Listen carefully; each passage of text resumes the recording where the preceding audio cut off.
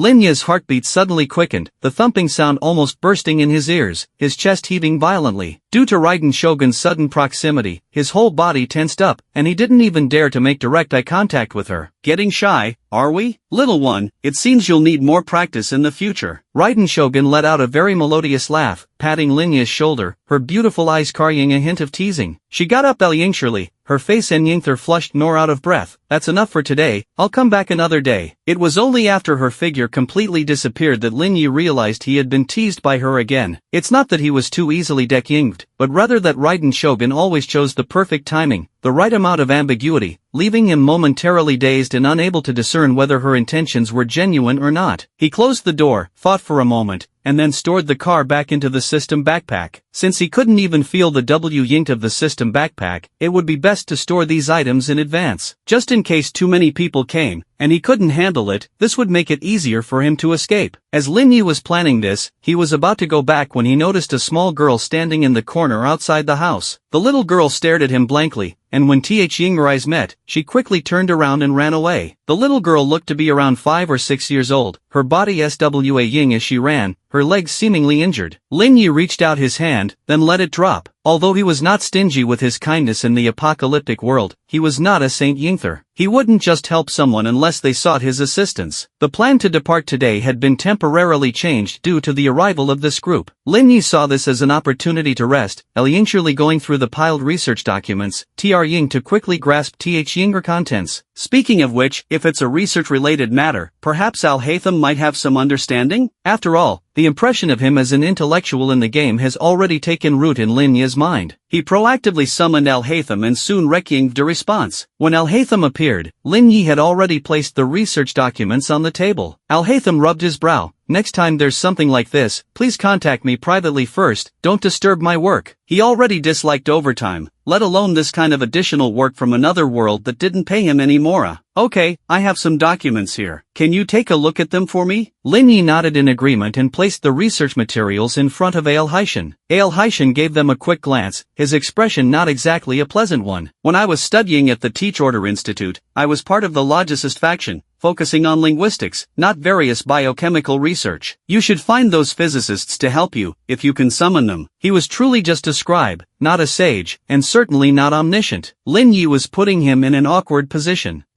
Is that so? Excuse the intrusion. After hearing these words, Al-Haishan simply tossed out that he was busy, and then directly returned to the Teyvat continent, not giving Linya any face at all. Linya racked his brain Ying to think of someone who could research these things, and a certain figure flashed through his mind. When it came to research, no one would probably understand it better than him. As an alchemist, Al-Haytham, the Yingling-level existence in the industry of research and chemical creations. If he hadn't run out of primo gems now, he would have definitely gathered everyone together, so that he wouldn't be in such a difficult situation in the future. Oh right, and there's also Klee. Linya had a flash of inspiration. Although he couldn't summon the person himself, he already had Klee. Klee is Al-Haytham's sister, so as long as he hands these over to Klee and lets her show them to Al-Haytham, wouldn't that be a surefire success? He quickly called out to Klee. Mondstadt. At this time, Klee was still early, Ying fish at the Windbloom Festival, and beside her was none other than Al-Haytham. Yay, Klee caught 2 more fish, big brother Al-Haytham, 1 for each of us. Klee excitedly fished out the slightly charred fried fish and tossed them into the pot next to her. Al-Haytham had a doting smile on his face. Just listen to Klee. Big brother Al-Haytham, Klee is so happy today. Normally, Captain Kia wouldn't let me come here to fry fish. Klee watched as Al-Haytham seasoned the 2 fish in the pot, eagerly waiting to eat. If it wasn't for Al-Haytham's assurance that he would watch over her and not let her do anything harmful to the citizens, Klee would likely still be in solitary confinement right now. A few days ago, you bent the blades of the Great Windmill, and the other party demanded compensation from the Knights of Favonius. Captain Kia paid the compensation in full, so I'm here to give you some more mora. As Klee's guardian, Al-Haytham was very responsible. He lived on the snowy mountains most of the time and rarely went out. He had more mora than he could spend, so paying off these small bills was nothing. Kia knew his personality and didn't refuse him. I'm so sorry, big brother Al-Haytham, Klee really didn't mean to. Woo! Klee covered her head with her hands, peeking out with half an eye to look at Al-Haytham pitifully. Al-Haytham shook his head. It's alright, children's playfulness is natural, and moreover, Klee is a kind child. I believe in you. He patted Klee's head and glanced at the sky. It's still early, no need to hurry back. I can keep you company a little longer. Klee happily nodded, about to give Alhaitham some of her fried fishes, when she received a message from Lin Yi. Big Brother Alhaitham, can you help Klee make a decision? Whether it was Big Brother Alhaitham or Big Brother Lin Yi, she liked them both very much, but if the two brothers wanted to play with her at the same time. What is it, Klee? It's like this. Modern times. Ta-da! Klee has arrived. Klee's appearance seemed to illuminate the surrounding air. Klee, good afternoon, would you like something to eat? Lin Yi had just been through a battle and was now hungry, so he was cooking for himself. There was still half a tank of gas left in the house, more than enough for stir-fry Ying. Lin Yi didn't know many dishes, but his specialty was a simple stir-fried tomato and egg, which he made quite presentably. Klee clutched her stomach and whimpered. Just now, Klee was frying fish with Big Brother Alhaitham, and ate a lot of fish, so I'm full now. I'm sorry, Big Brother Lin Yi, Klee didn't know you were cooking. Klee looked at him guiltily. No, it's not your fault. I didn't let you know beforehand. Lin Yi shook his head and asked the question he was concerned about. Are you with Alhaitham right now? Klee nodded. Big Brother Alhaitham is frying fish with Klee. Talking about frying fish, Klee visibly became much happier, even gesturing animatedly with both hands. I have something here that needs Alhaitham's help, but I need you to be the intermediary. Can you help me with this? Lin Yi handed the research materials to Klee, but she didn't understand. So I just need to give these to Big Brother Alhaitham? Wait, let me write a letter first. Lin Yi found paper and pen and wrote a letter to Alhaitham, explaining the situation here and the importance of the research materials. Of course, the issue he was most concerned about was whether the development of the vaccine was feasible or not. Klee packed the items into a small backpack and quickly returned to Alhaitham's side. What did the other brother say? Although Alhaitham heard Klee's praises of Lin Yi, he was still a bit wary. After confirming that Klee could return at any time, he let her go. Big Brother Lin Yi gave me some things and said I should show them to Big Brother Alhaitham. Klee handed the materials and the backpack to Alhaitham, her bright eyes intently focused on him. Alhaitham noticed the letter on top right away. He unfolded the letter and his expression gradually became more serious. I see. A person from another world. After reading through the letter, Alhaitham understood the situation. I understand. He stood up. This is only a summary of the research. To arrive at a definitive conclusion, I would need more complete research materials. If he can obtain more data later, have him show it to me again. Klee, give the materials back to him. Alhaitham patted Kalying's head, and Kalying obediently complied. This initial cross-border communication between Lin Yi and Alhaitham had been a complete success. Lin Yi's mind was now active. If this could be successful, then many things could be put into operation. Mr. Zhongli. Lin Yi had not had the rest day he wanted. Kalying had just left when Zhongli came. There have been disturbances in the Liyue mountains, especially in the area of the chasm. It seems quite unsettled. Zhongli sighed and shook his head. Many miners have gone missing, and the funerary parlor's business has been busier than usual. I'm afraid I won't be able to come over as often. Mr. Zhongli, you don't need to worry. The Adepti's abilities are well known. They will surely find a good solution. Lin Yi comforted him. Currently, he had not obtained any of the Adepti, so he didn't understand many things and could not give Zhongli any advice. That's exactly why I can rest easy in my retirement, because the Adepti are here. Zhongli nodded, then continued, these past few days, I've entrusted Xiao to you. Please take good care of him, so he can find some peace here. Mr. Zhongli, it's my duty. Of course I will. So Zhongli had come to entrust Xiao to him. Lin Yi saw Zhongli off, then summoned Xiao as he wished. Xiao seemed to have just been through a battle, still wrapped in blood and dark energy. My lord, is there anything I can help with? Even so, in front of Lin Yi, he had not lost any courtesy. Of course, I'm about to go out and clean up some zombies. Would you like to join me? Lin Yi inwardly shed a bitter tear for his hard-working fate. I dare not disobey your orders, my lord. Without the disturbance of evil spirits, Zhao's complexion had improved a lot, and his tone was not as weary as before. Then let's go. The number of zombies around here was not small. Although the group that came today called themselves the Young Family Army, they didn't seem to have any intention of cleaning up the zombies. But when an outsider came, they swarmed over like dogs smelling meat, draining the other party's lifeblood to strengthen themselves. Lin Yi despised this kind of person, otherwise he wouldn't have waited a whole day just for them. Watching the zombies fall one by one, Lin Yi also noticed that as time passed, regular zombies were becoming fewer and fewer. Those still wandering the streets, if they didn't have some special ability, they didn't dare to come out.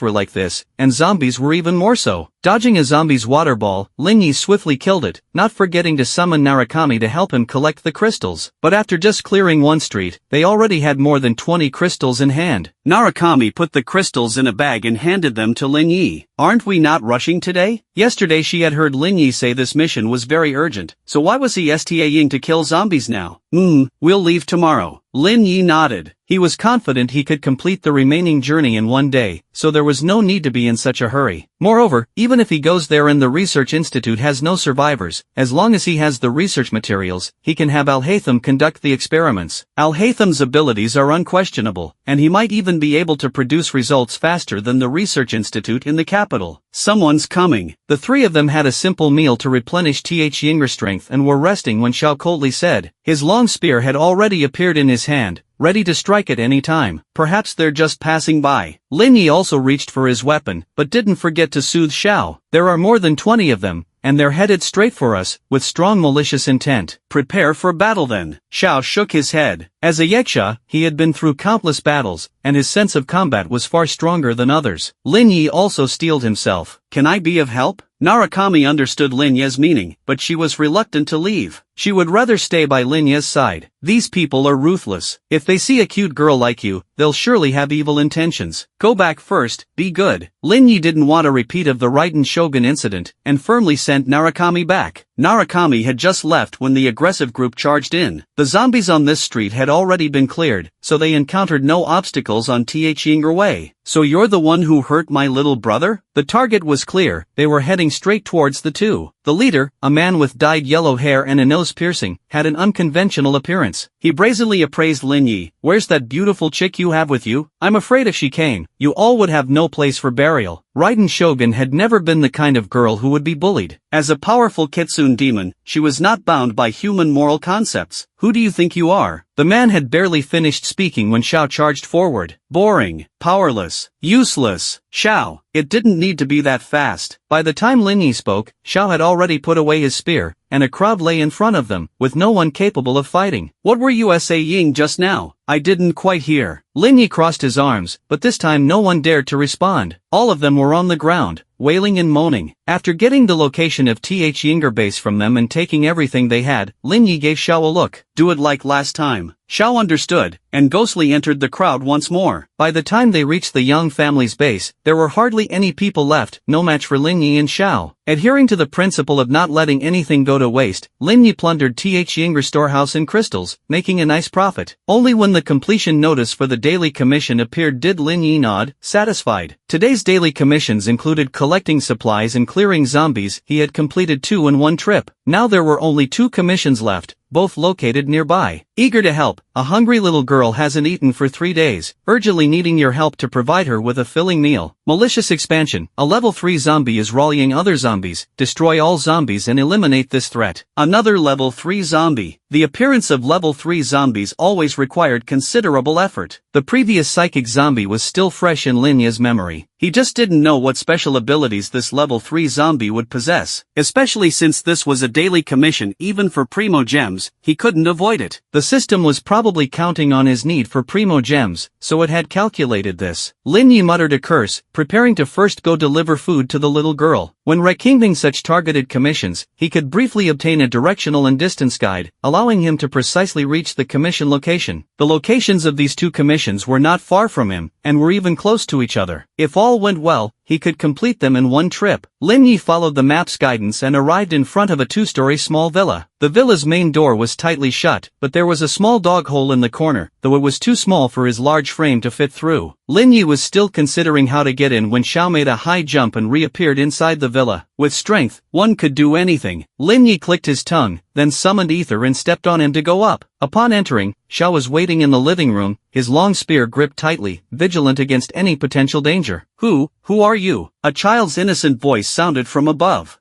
Lin Yi lifted his head and saw the face full of surprise and fear on the second floor. How coincidental, it was the same little girl who had peeked at him yesterday. We don't welcome outsiders in this house. If you don't leave, I'll call for help. The little girl clenched her fists, Tr Ying to muster courage to say these words, but her whole body was trembling, her legs shaking. Her appearance made her look more like a child left alone, putting on a brave front. Don't be afraid, we're here to bring you food. You must be very hungry after not eating for days. Lin Yi tried to appear as friendly as possible, placing the prepared food on the table in front of him. The little girl still had not come downstairs, still warily watching them. As soon as Lin Yi put down the food, the daily commission was completed, so he didn't plan to linger, turning to leave with Xiao. Before going out, he subconsciously activated the tracking button for the last commission. The purple square icon pointed behind him. Lin Yi abruptly turned around, and not far from where the little girl was standing on the second floor, a pair of black hollow eyes were staring at him. This was a zombie. The sense of crisis made him fully alert. This must be the level 3 zombie. The malicious expansion commission was for 5 zombies, but right now he only saw 1. The other zombies were definitely nearby, but the more dangerous one was the little girl. She was curled up in the corner of the staircase, only her red hair clip visible, looking very pitiful. Xiao! Lin Yi threw out a bolt of lightning, and the level 3 zombie instantly vanished from that spot, dodging the attack. At the same time, the other 3 zombies also came running out. These 3 zombies, 2 males and 1 female, were snarling and rushing towards Lin Yi, but they were just regular zombies, without much combat ability, and were easily dispatched by Lin Yi. The zombie that had been clashing with Xiao saw this scene, a flash of malice in its eyes, and vanished once more. Even Xiao, rushing towards it, could only see its afterimage. Could this zombie be a speed-mutated one? In Lin Yi's astonished gaze, when the zombie reappeared, it was already in front of him, raising its sharp claws to strike. Back off! With an authoritative voice, a purple figure appeared in front of Lin Yi, directly blocking the zombie's attack. The zombie, sensing the powerful woman's presence, retreated a step. Ying wielded a long spear, lightning flashing in her eyes. Musa no Hidotachi. Don't hurt my mommy! The little girl suddenly screamed, rushing down the stairs to stand in front of the zombie. Ying had just prepared to unleash her ultimate move, but stopped. However, the next moment, the zombie she was protecting bit down on the little girl's neck. The little girl convulsed, the light leaving her eyes. The zombie, uncaring of the girl's state, casually flung her aside and attacked Ying again. Its mouth was full of fresh blood, making its ferocity even more terrifying. The reluctance in Ying's eyes vanished, and she drew her sword again. Musu no Hidotachi, Senkaku. With a single slash, it was as if she had rent the very space. Even the speed-mutated zombie, renowned for its speed, could not escape this relentless pursuit, and perished under Ying's decisive strike. Are you alright? Ying turned to look at Lin Yi with concern. Lin Yi shook his head, about to speak, when he saw something else, his gaze instantly turning sharp. Before he could react, Xiao had ghostly appeared behind the little girl zombie who had just gotten back up, mercilessly piercing her neck with his long spear. The little girl's neck had already been bitten off by a large portion, and Xiao's attack directly severed her head, rolling it to the floor next to the table where Lin Yi had prepared food for her. The danger has been eliminated. Xiao stood by, his expression impassive. He had experienced such scenes countless times before, whether during the Archon War era or the era of the Darkening. He had always been at the forefront, guarding the people of Liyue. Battles like this had long since numbed his heart. Lin Yi sighed, and as the little girl zombie was slain by Xiao, his commission was complete. The malicious expansion usually involved 5 zombies, but only 4 had appeared so far. The little girl was the last one. Could it be that the system had already considered this in advance? Lin Yi felt a sense of unease, unsure of the source. With the last daily commission done, it was time for him to depart. It was already close to noon, and if he didn't leave soon, he might have to travel at night. Xiao sat silently in the back, as quiet as a ghost. Ying was in the passenger seat, gazing curiously at the rapidly retreating scenery. Have you finished your business? If he wasn't driving, Lin Yi would have even considered teaching Xiao how to operate the car. But that thought was quickly brushed aside before it spiraled out of control. The car Lin Yi had arranged for the safe zone was an automatic transmission, so it was very easy to operate. If he taught everyone how to drive, and they all had Ying-owned cars, wouldn't that be quite an exciting prospect? No, wait. That would also be quite stressful on his wallet. After all, not everyone can afford the cost of gasoline. The only way to purchase it is with crystals, and there's even a limit on how much you can buy. The crystals in his pocket might not even be enough for a day's worth of gas. I suppose it's over then. Ying nodded, the experience not a particularly pleasant one for her, so she didn't say much more. Lin Yi had only learned from Raiden Shogun that Ying had met Scattering Fire, but the two had parted on bad terms, and Scattering Fire's whereabouts were unknown after that. Raiden Shogun looked at Lin Yi thoughtfully, sensing he was thinking about Ying, and teased lightly, missing her? Lin Yi shook his head, then asked eagerly, so when she met him, did she call him Merc or Biyingo? Raiden Shogun nearly choked on her own breath. Was that really what he was most concerned about? It was probably Merc. I prefer to call him Biyingdo, but he doesn't seem to like that name much. Who would enjoy being called the Thunder Biyingdo? Lin Yi suppressed a wry smile, not wanting to argue the point with Raiden Shogun. The Thunder Merc did sound better. At least it was better than Thunder Biyingdo. I am the sixth of the Fatui Harbingers, the Thunder Biyingdo. Lin Yi couldn't even begin to imagine that image. Glad it's over then. While he outwardly agreed with Ying's words, Lin Yi's thoughts were actually focused on Narukami. If things went as expected, Sumer would soon encounter some unforeseen incidents. Unfortunately, Narukami had not yet taken control of the academia, and currently had little influence in Sumer, so Lin Yi couldn't find a way to have her prepare in advance. The troubles have just begun. There have been reports of unrest in Tatarasuna and Yashiori Island recently. Apparently, some Ying elements are deliberately sabotaging the Mikage furnace, causing many miners to fall ill. The entire shogunate army has been mobilized to deal with this matter, and on Yashiori Island, there have been mysterious thunderstorms, with non-stop rain for several months. The indigenous residents, though few in number, can no longer tolerate the conditions there and have been forced to relocate. Even the soldiers stationed on the island have had to temporarily withdraw. The full situation there requires further investigation, and the island is currently off limits to the public. The Mikage furnace is having problems again, and now Yashiori Island as well. Lin Yi felt a sense of foreboding. He had noticed that even when he tried to intervene, many events still unfolded according to Ying's original course, with only the timing and causes differing slightly. He remembered how back when Inazuma had just opened up, he had spent several days dealing with the Mikage furnace alone, and the thunderstorms on Yashiori Island had taken him hours to resolve, and that was with his godlike perspective. Now, without the traveler's aid, Inazuma could only rely on its own military to handle these issues, inevitably leading to lower efficiency and the consumption of vast resources. He wondered if Inazuma's finances could even hold out. The troubles in Tatarasuna will indeed take the shogunate army some time to resolve. But Yashiori Island is quite close to Watatsumi Island, isn't it? Perhaps they could lend a hand and provide assistance. That would be more convenient than us going there. The distance between Inazuma City and Yashiori Island was still far, even by ship it would take several days. And once they arrived, they'd have to conduct investigations tirelessly before reporting back, wasting untold amounts of time. Seeking Watatsumi Island's help would be far more efficient. Watatsumi Island. They have always been reluctant to be led by the shogunate army, having established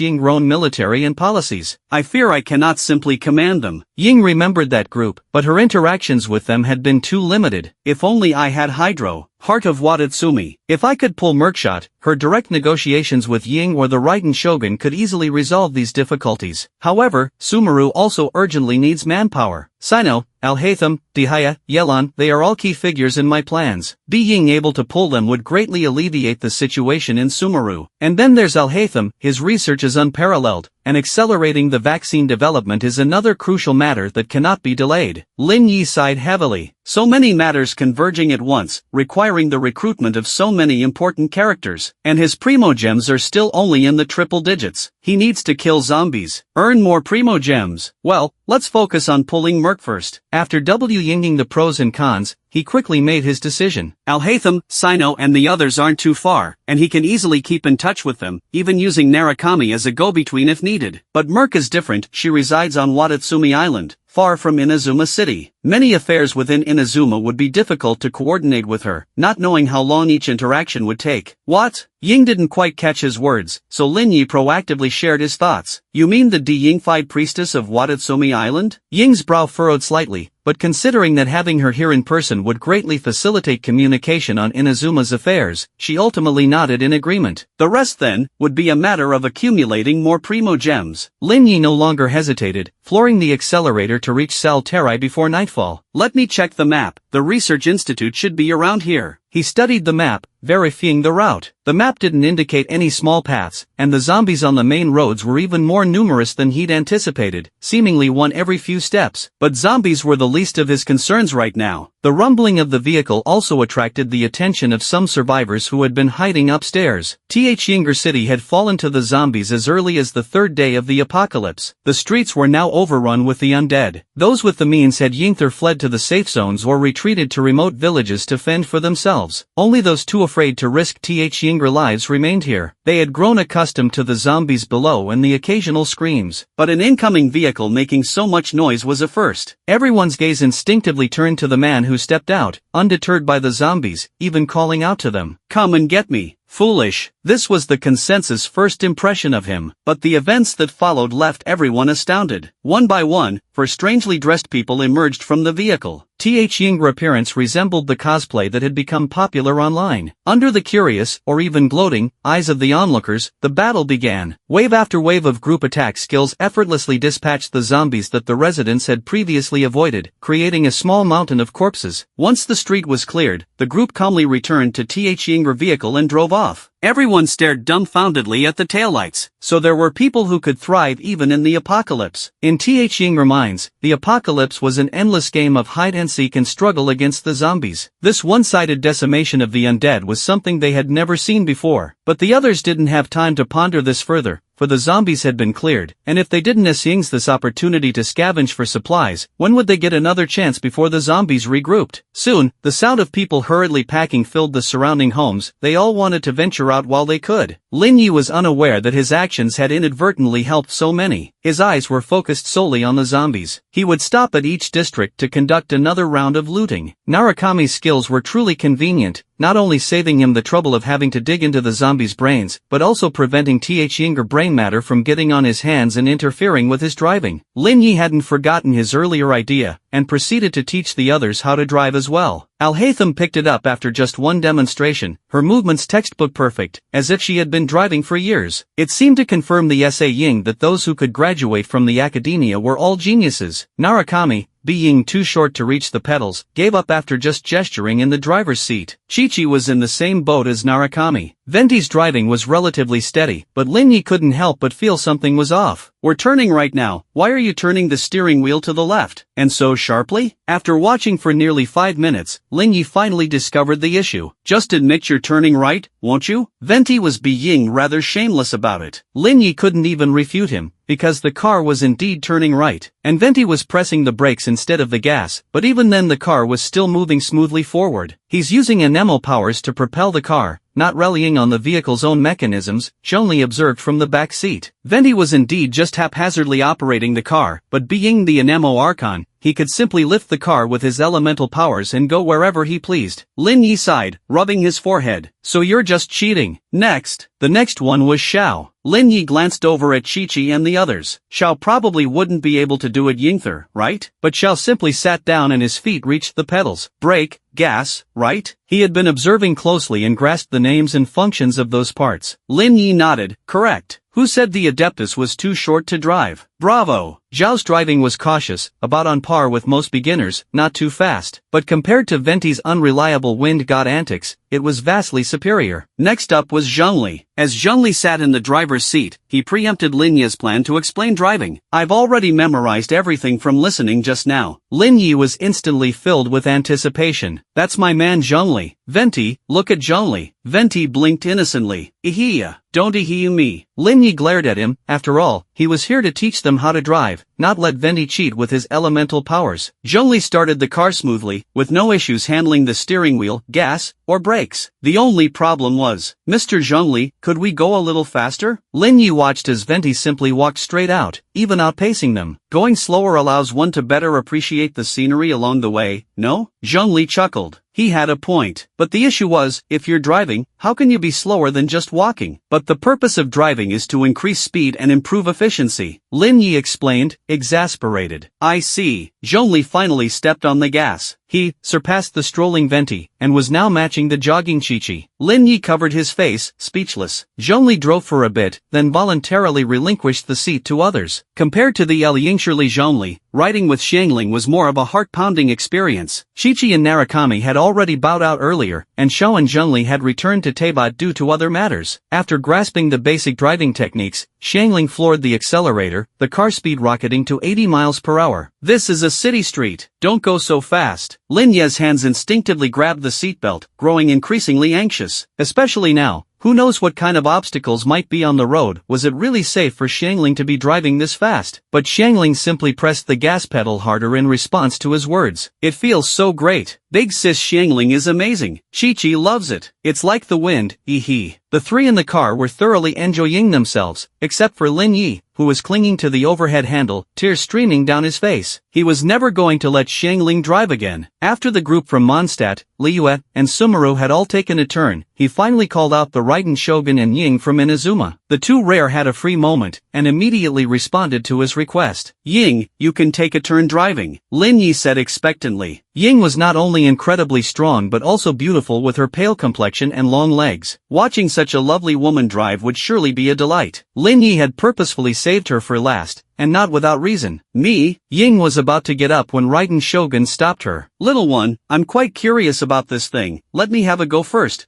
She even winked at Lin Yi. Lin Yi was taken aback. What mischievous schemes was the cunning fox up to now? He had been burned by Raiden Shogun's tricks more times than he could count, so he eyed her warily. But to his surprise, Raiden Shogun picked it up quickly, driving competently, and on par with Alhaitham. The Miko is impressive. Among all Yinger performances, only Raiden Shogun and Alhaitham could be considered flawless. Lin Yi couldn't help but compliment her. Raiden Shogun's lips curled slightly. Thank you for the kind words. She gracefully exited the car, letting Ying take the driver's seat. Driving is quite simple, I'm sure Ying will do. Before Lin Yi could finish, he was cut off by Ying's sudden, abrupt braking, slamming him against the dashboard. He held his head, wincing. You don't need to brake so hard, just gently will do. But the second time, the third time, Ying kept repeating the same heavy-handed braking. When he stepped on the gas, he pressed down hard, and when he hit the brakes, he pressed down just as hard. He never expected that Ying, not only a terrible cook, also shared the common problem of many female drivers. Alright, Ying, let me drive. In the end, Lin Yi decided to let it go. Ying originally wanted to sit in the passenger seat, but was pulled to the back by Yilan Sakura. It's so dangerous up front, you can hear him banging his head a few times. It's safer for us to sit in the back, don't you think so, Ying? Ying felt a bit ashamed, as she indeed lacked any natural talent for driving. But Yilan Sakura had already seized this opportunity to bring her to her side, and was casting a taunting smile at Lin Yi through the rearview mirror. Lin Yi was utterly exasperated. You may be Ying's attendant, but you don't have to target me like this. After Ying put through all this trouble, and seeing that it was already getting late, Lin Yi rushed to the research facility as quickly as possible. The structure of the research facility was largely the same as the information provided by the old Mr. Huang. It was hidden beneath an ordinary residential house. After inputting the password, he successfully took the elevator down to the lower levels of the research facility. The fact that the elevator was still operational meant the power supply was normal, and the Serve England system was likely intact as well. To avoid exposing the others, he sent Ying and Sakura back, and proceeded underground alone. The research facility had 3 levels, and old Mr. Huang couldn't confirm which level the researchers were on, so Lin Yi decided to search level by level, starting from the first underground level. As soon as the elevator doors opened, the zombies, wearing the white lab coats of the researchers and covered in blood, were already impatient to pounce on him. Lin Yi took a step back. In this narrow space, using a long gun was clearly impractical, so he brought out his long-unused persuasion skill, and directly slapped the zombie's head. Now, he was no longer the Wulin Amon of the past. He had already reached level 44, and his strength was incomparable. Just with that single slap, he had flattened the zombie's head. Without Narakami's help, Lin Yi, wearing gloves, rummaged through the zombie's head and retrieved a crystal core. This was a level 2 zombie. Lin Yi's mood did not improve despite obtaining the zombie and the crystal core. On the contrary, he felt a little heavy-hearted. He now understood that only by absorbing enough flesh and strength from the zombies could he advance to the higher levels, from level 2 to level 3 and beyond. If one had been confined to a room, killing only a handful of zombies, there was no way they could have evolved into a level 2 zombie. The hallway before him was filled with bloodied handprints and signs of struggle, with scattered shreds of clothing and broken bones, evidence of the brutal battle that had taken place here. The researchers, immersed in Yinger experiments and studies, had never prioritized physical training. Against the zombies, they were virtually defenseless. It must have been a one-sided massacre. Lin Yi walked forward step by step, hearing only the faint growls of zombies emanating from the surrounding rooms. He had to prepare for the worst. This research facility had likely already fallen. As for the research data, he didn't know if it could be preserved. Lin Yi checked the entire hallway, finding only a few stray zombies. Once he was certain the hallway was secure, he opened the first door next to him. The key was provided by old Mr. Huang, a backup for the research facility in Yanlu City. The facility's interior was constructed with specialized materials, impervious even to gunfire. Without these keys, he wouldn't be able to enter any of the doors. As soon as the door opened, a zombie charged out. Lin Yi promptly struck it down with his persuasion skill. He could sense that this zombie was a common one, wearing the white lab coat but with no signs of bloodshed. It had likely been isolated in this room after being bitten or scratched, and had never ventured out. This was a restroom, containing only basic furniture and survival supplies like food and water. But now, the food had spoiled and the water had turned murky. Apart from that, the room was spotlessly clean, devoid of any other belongings. Lin Yi closed the door and proceeded to the room across the hallway. The room across the hallway had no zombies, but contained a stack of research documents. While unrelated to the zombie vaccine, Lin Yi still decided to collect them, thinking they shouldn't go to waste. Opening each room felt like opening a blind box. You never knew what surprises might await. There could be research materials, zombies, high-precision experimental equipment, bottles of incomprehensible English-labeled drugs and syringes, even bundles of white lab coats. In this post-apocalyptic world where normal production has resumed, these experimental materials and equipment have become very valuable resources. Lin Yi did not let a single item go to waste, gathering them all into his backpack. However, the problem was that the entire first underground level had 12 rooms, and not a single living person. Lin Yi's mood was no longer as bright as when he had first arrived. Silently, he took the elevator up to the second level. On the second level hallway, there were 3 level 2 zombies and 5 regular zombies. He cleared them all out before using his previous method to scavenge the items in the rooms. He did not bother to look at the research materials, simply stuffing anything potentially useful into his system backpack. To avoid the surveillance cameras, he had also prepared a large external backpack to store his haul. The second level also had 12 rooms, including 2 laboratories. The equipment in the labs was too bulky for him to take away, so Lin Yi could only look on with regret before leaving. He had already given up hope on this research facility, but at least he was able to collect the research materials, so it wasn't a complete waste of a trip. As he was consoling himself with this thought, when he opened a door, he was surprised to find a living person inside. The research facility used specialized soundproofing materials for the walls and doors, so when Lin Yi opened the door and saw the person was fully naked, his reflex was to immediately close it back. The person's scream was cut off as the door shut, muffled by the excellent soundproofing. Impressive soundproofing, Lin Yi mused to himself. If the apocalypse never happened, I'd definitely use material like this when building a house. That way, even if we argue, just close the door and 90% of the problem is solved. He was lost in these thoughts when the door suddenly opened again. A female researcher in a white lab coat glared at him, her face flushed with embarrassment. Who are you? How did you get into our research facility? The researcher seemed to be in decent condition, and Lin Yi had seen she had plenty of canned food and drinking water in her room, likely sufficient for her daily needs. I'm from the New Kaiying safe zone, here to rescue any survivors in the research facility. And you? Lin Yi introduced himself. The researcher looked at him as if he were an idiot. Do you really think I'd fall for that? New Kaiying is hundreds of kilometers away, not even in the same province. Why would your safe zone send you here? Because I have this. Lin Yi pulled out the token given to him by old Mr. Huang. When old Mr. Huang had told me about this token, he said to show it to anyone who doubted my identity. At the sight of the insignia from the Capital Research Institute, the researcher's expression immediately shifted from skepticism to shock and disbelief. The Capital Research Institute's emblem? How did you get this? I told you, I'm here specifically to retrieve you all and escort you to the New Kaiying safe zone. Others will then transport you to the Capital Research Institute. I emphasized my identity again and asked the researcher if there were any other survivors in the facility. The researcher lowered her head. I don't actually know. She then shared her experience of the apocalypse, how she had witnessed her colleagues turning into zombies, and in her fear, had locked herself in this storage area of the research facility. There was enough food here to sustain her for a year. Out of fear of the outside, she had never once opened the door or contacted anyone. They're probably all dead by now. Everyone knows this place has supplies, but no one has come.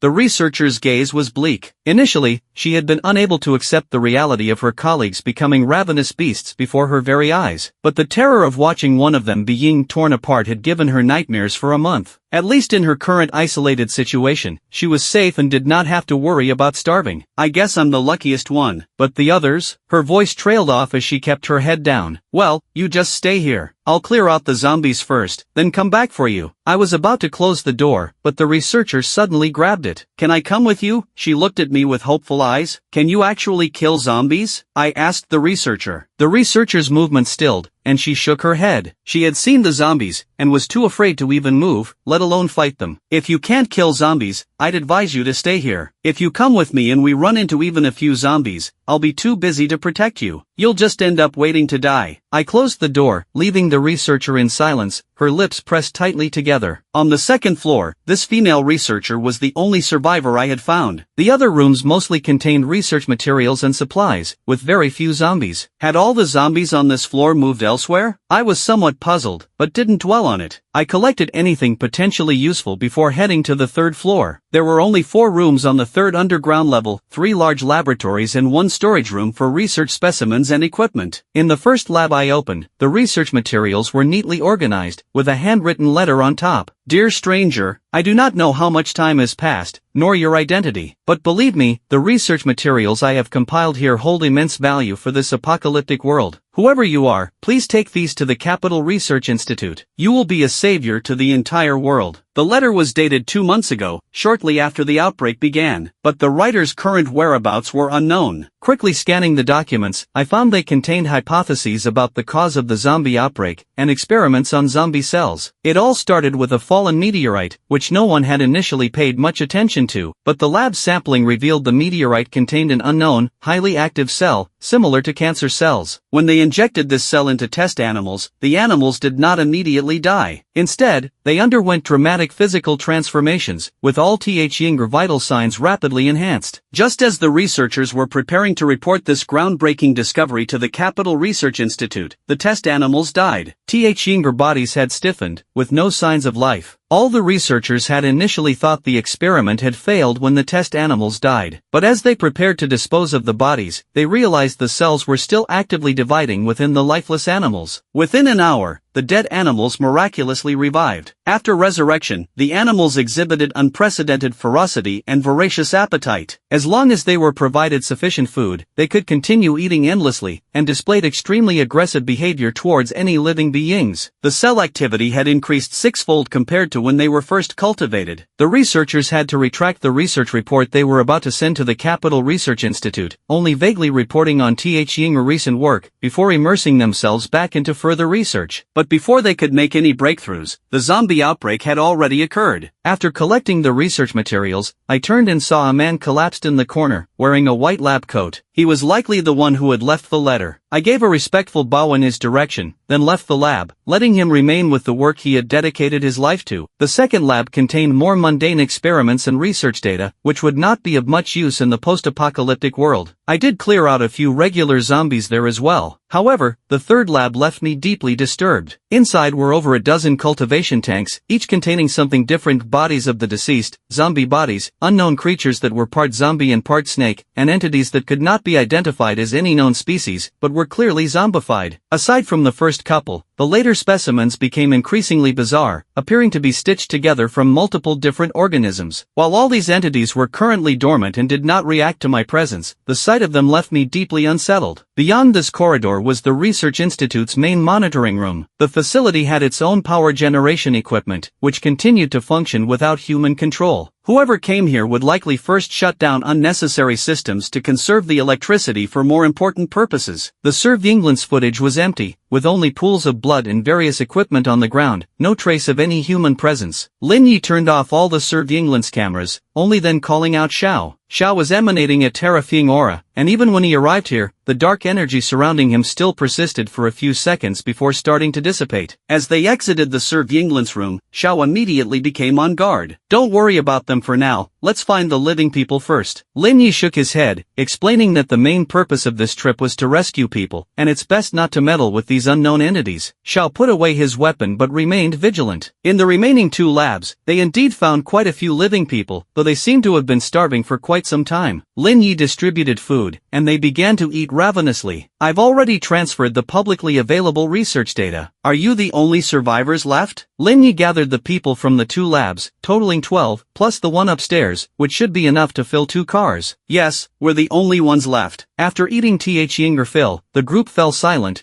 contemplating the dire circumstances of the apocalypse. The Capital Research Institute needs your research reports. Gather your belongings, we'll be leaving together shortly. Lin Ye's words were not up for discussion, but rather instructions. Managing so many people would undoubtedly be troublesome, and he needed to establish his authority quickly to ensure they would follow his arrangements. Seeing his stern expression, none of the researchers dared to object. One person approached him, apologetically mentioning that Ying's residence was outside. But, I've already cleared out the zombies outside, you can go freely. Lin Yi had surveyed the area and ensured the entire research institute was secure, except for the path to the surveillance room. The researchers visibly relaxed, dispersing to gather Ying's belongings. Lin Yi waited by the elevator, engaging in casual conversation with Xiao. The Vortex Demon Gato cell has awakened, and now Li Yue is in turmoil. The Adepti are prepared to take over the fight from humans, but are constrained by the Emperor's orders, and can only observe from the sidelines for now. If I had not come here, I should be on the front lines, protecting Li Yue. Zhongli has been out very little recently, and even when he does go out, he seems hurried and anxious. When Lin Yi discussed this with Xiao, he finally understood from Zhao's words that the plot of Li Yue has now reached the time of Ozhel's revival. The Adepti have protected Li Yue for so many years, so Ying's worry about the 7 Adepti is understandable, Lin Yi said. But you can trust the humans. If they did not have enough power, Mr. Zhongli would not have chosen to entrust Li Yue to them. Lin Yi comforted him, and the frown on Zhao's brow eased slightly as he nodded. What Lord Lin Yi says is correct, Xiao replied. You don't need to call me Lord, I am just an ordinary person, Lin Yi said, though he still felt a little uncomfortable every time Xiao addressed him that way. Lord Lin Yi is too modest, Xiao said, lowering his head, for how could he be so familiar with a friend of the Emperor? Lin Yi couldn't persuade him otherwise, and as other people started to come out, he didn't continue the conversation. However, when he saw the things the researchers were carrying, Lin Yi's brow immediately furrowed. You're carrying so much stuff, do you think you're moving house? The researchers, carrying large and small packages, looked bewildered. Aren't we going to the capital? One of them asked. Lin Yi knocked on the wall, speaking seriously, outside is the apocalypse now, with zombies running rampant. Saving your lives is the top priority, the rest of this useless stuff should be discarded. And by the way, I'm the only one coming to pick you up. If you bring too much, don't blame me for not being able to help you escape. His words made several of the researchers change expression. Whether Ying's lives or Ying's luggage was more important, the answer was clear in everyone's mind. As they passed by the second basement, Lin Yi called out the female researcher and spoke to her about this matter. He noticed that the other researchers all had looks of fear on Ying's faces when they saw the female researcher. After the female researcher went back to pack her things, he turned to the others and asked, "What's the problem with her?" These researchers were all crammed in the third basement laboratory, almost starving to death without even stepping out of the lab. Yet that female researcher was living comfortably all by herself in the storeroom. The stark contrast was just too much. She was bitten by a zombie, the researchers said, one after another, in disbelief. Everyone who's been bitten by a zombie ends up dead. How could she still be alive? They exclaimed. According to them, the female researcher was the one they had sent out to find food, but on the way back, she was bitten by a zombie. Any researchers who were bitten either got devoured or turned into new zombies themselves. This experience had terrified everyone, to the point that even though they were almost starving here, they refused to go to the second basement to get food again. None of them knew that the female researcher not only didn't die, but was actually thriving on her own in the storeroom, enjoying all the food to herself. Lin Ye's eyes flickered. These researchers had been holed up in the lab without any contact with the outside world, so they had no idea about the possibility of becoming an Esper after being bitten by a zombie. In that case, the female researcher must have already become an Esper by now. But she had been very cautious around him, revealing nothing. Lin Yi pondered this as the female researcher emerged, carrying only a small backpack, traveling light compared to the other researchers. "Shall we depart now?" she asked. The previous incident had left a ying on her heart. Even facing her former colleagues, she regarded them with cold indifference, purposely keeping her distance. "Alright, let's go," Lin Yi nodded, about to press the elevator button, when the researchers raised a new issue. "The storeroom has a lot of food. Since we'll need to eat on the way, why don't we take the food from the storeroom?" One of the researchers proposed, and the others quickly agreed. Lin Yi did not respond immediately. He noticed a slight unnatural expression on the female researcher's face. "There's no time to waste. We need to leave now, or else when night falls, the area will be swarming with zombies and we'll all be in danger." Lin Yi raised his hand, stopping the eager researchers, and stepped into the elevator first. He was certain now she must be an Esper. In this apocalyptic world, cars were aplenty. Lin Yi selected 2 7-seat vehicles and had the researchers board them, while he took the lead driving. Just as he was about to start the engine, someone knocked on the window. It was the female researcher from the second basement. "Can I ride in your car?" she asked, biting her lip in a pitiful manner. No, Lin Yi firmly refused. He still needed to let the other people out for some fresh air, and couldn't have her on board. "But I can drive, and I have a special ability," she quickly blurted out, revealing her true nature. "What kind of special ability?" Lin Yi raised an eyebrow, looking at her. The woman extended her hand, and a can of food from the storeroom appeared on her palm. "I have a spatial storage ability, as big as the storeroom," she explained. "Spatial abilities are not that rare," Lin Yi said, summoning a box in front of her. The woman's eyes widened. She never imagined her hidden talent would not be unique. "So, what do you want to do?" Lin Yi asked. "I don't want to stay with them. If you let me ride with you, I'll do anything," she pleaded, determined to stay by Lin Yi's side, no matter the cost, in order to save her own life. "Alright, get in," Lin Yi finally agreed. The female researcher was surprised when Lin Yi unexpectedly agreed to let her ride with him. With a delighted expression, she thanked him profusely as she got into the car. Once she was seated, Lin Yi started the engine, and the 2 other cars followed closely behind, determined not to lose sight of him. However, they were surprised when Lin Yi stopped the car after driving just a block. "What is he doing? Didn't he say we were in a hurry? Aren't there zombies down there?" Amidst Yinger's shock and confusion, Lin Yi grabbed a long spear and charged straight into the zombie horde. He had already cleared out a batch earlier, and these new ones were weaker, so he easily dispatched them on his own. After killing the zombies, he manually extracted Yinger cores and washed his hands with a bottle of mineral water before returning to the car. You just went to kill the zombies?" the female researcher asked, eyes wide. "How could someone dare to provoke such dangerous creatures? Is there a problem with that?" Lin Yi responded. The researcher was at a loss for words. Compared to Lin Yi's formidable abilities, she was just a helpless rookie. During the rest of the journey, the group went through a process from shock to numbness. Whenever they encountered areas with many zombies, Lin Yi would stop the car and engage them in battle. As for the hurry and not enough time he had mentioned at the research facility, those claims seemed to have no truth to them at all. The time spent fighting zombies far exceeded the time spent driving. The ordinary people in the cars were terrified each time Lin Yi stopped to fight the zombies, fearing that a careless zombie might come after them and wipe them out. Some had voiced this concern to Lin Yi, but he simply brushed it off. "Aren't you all still alive?" he said casually. "Don't worry, it'll be fine." But the researchers' desperate pleas for Yinger lives went unheard and unheeded by Lin Yi. Lin Yi traveled at his own pace and it took him 3 full days to reach the safe zone. When they finally saw the gates of the newly established safe area, all the researchers were in tears. But it was not out of anticipation for Yinger new life, it was out of relief that they no longer had to endure the torment inflicted by Lin Yi. "I knew putting this task in your hands was the right decision." Old Mr. Huang excitedly grasped Lin Yi's hand. He had been deeply worried about Lin Yi these past few days, but was now greatly relieved to see him return safely. "It's by sheer luck that I've come back without failing your trust, sir," Lin Yi replied with a smile. The researchers behind them fell silent. "Sheer luck?" they thought. "You're practically a human Gundam who can casually walk through hordes of zombies. Thank you for your hard work," Lu Wanhong, who had been waiting, said after old Mr. Huang's greeting. He then told Lin Yi the address for the welcome banquet. In these apocalyptic times, the dishes served at the banquet are things you can't even buy outside anymore, Lu Wanhong said. "You must come tonight." As the hero of the day, Lin Yi's contributions were invaluable. Lu Wanlong planned to introduce Lin Yi's identity to all the senior officials in the safe zone. From then on, Lin Yi would become the most prominent figure in the entire safe area. The welcome banquet was scheduled for the evening, so Lin Yi had some time before then. He returned to his own residence, only to find the usually lively group chat eerily silent. It seemed everyone had been quite busy lately, with no time even for casual chatting. Lin Yi tentatively sent out an invitation to the group. Shomi's Al-Haytham has now implemented the rapid expansion of the Dead Zone, and the academia has initiated a project on this matter. As the proponent, Al-Haytham is busy with it. Narukami is also working hard to connect with the few people mentioned by Liu, as Tignari, Ningguang, and Simon all have Ying's own reservations, and it's not easy to make them fully trust her. Not to mention that she can't even leave the Jinyuan Palace, so she can only communicate with them through her dream abilities. As for Inazuma, the Raiden Shogun and Ying are said to be preoccupied with affairs, as the remnants of the sinister Shogun are rampaging in Inazuma, making the people suffer. The two have to deal with the situations on different islands separately. As for Liu,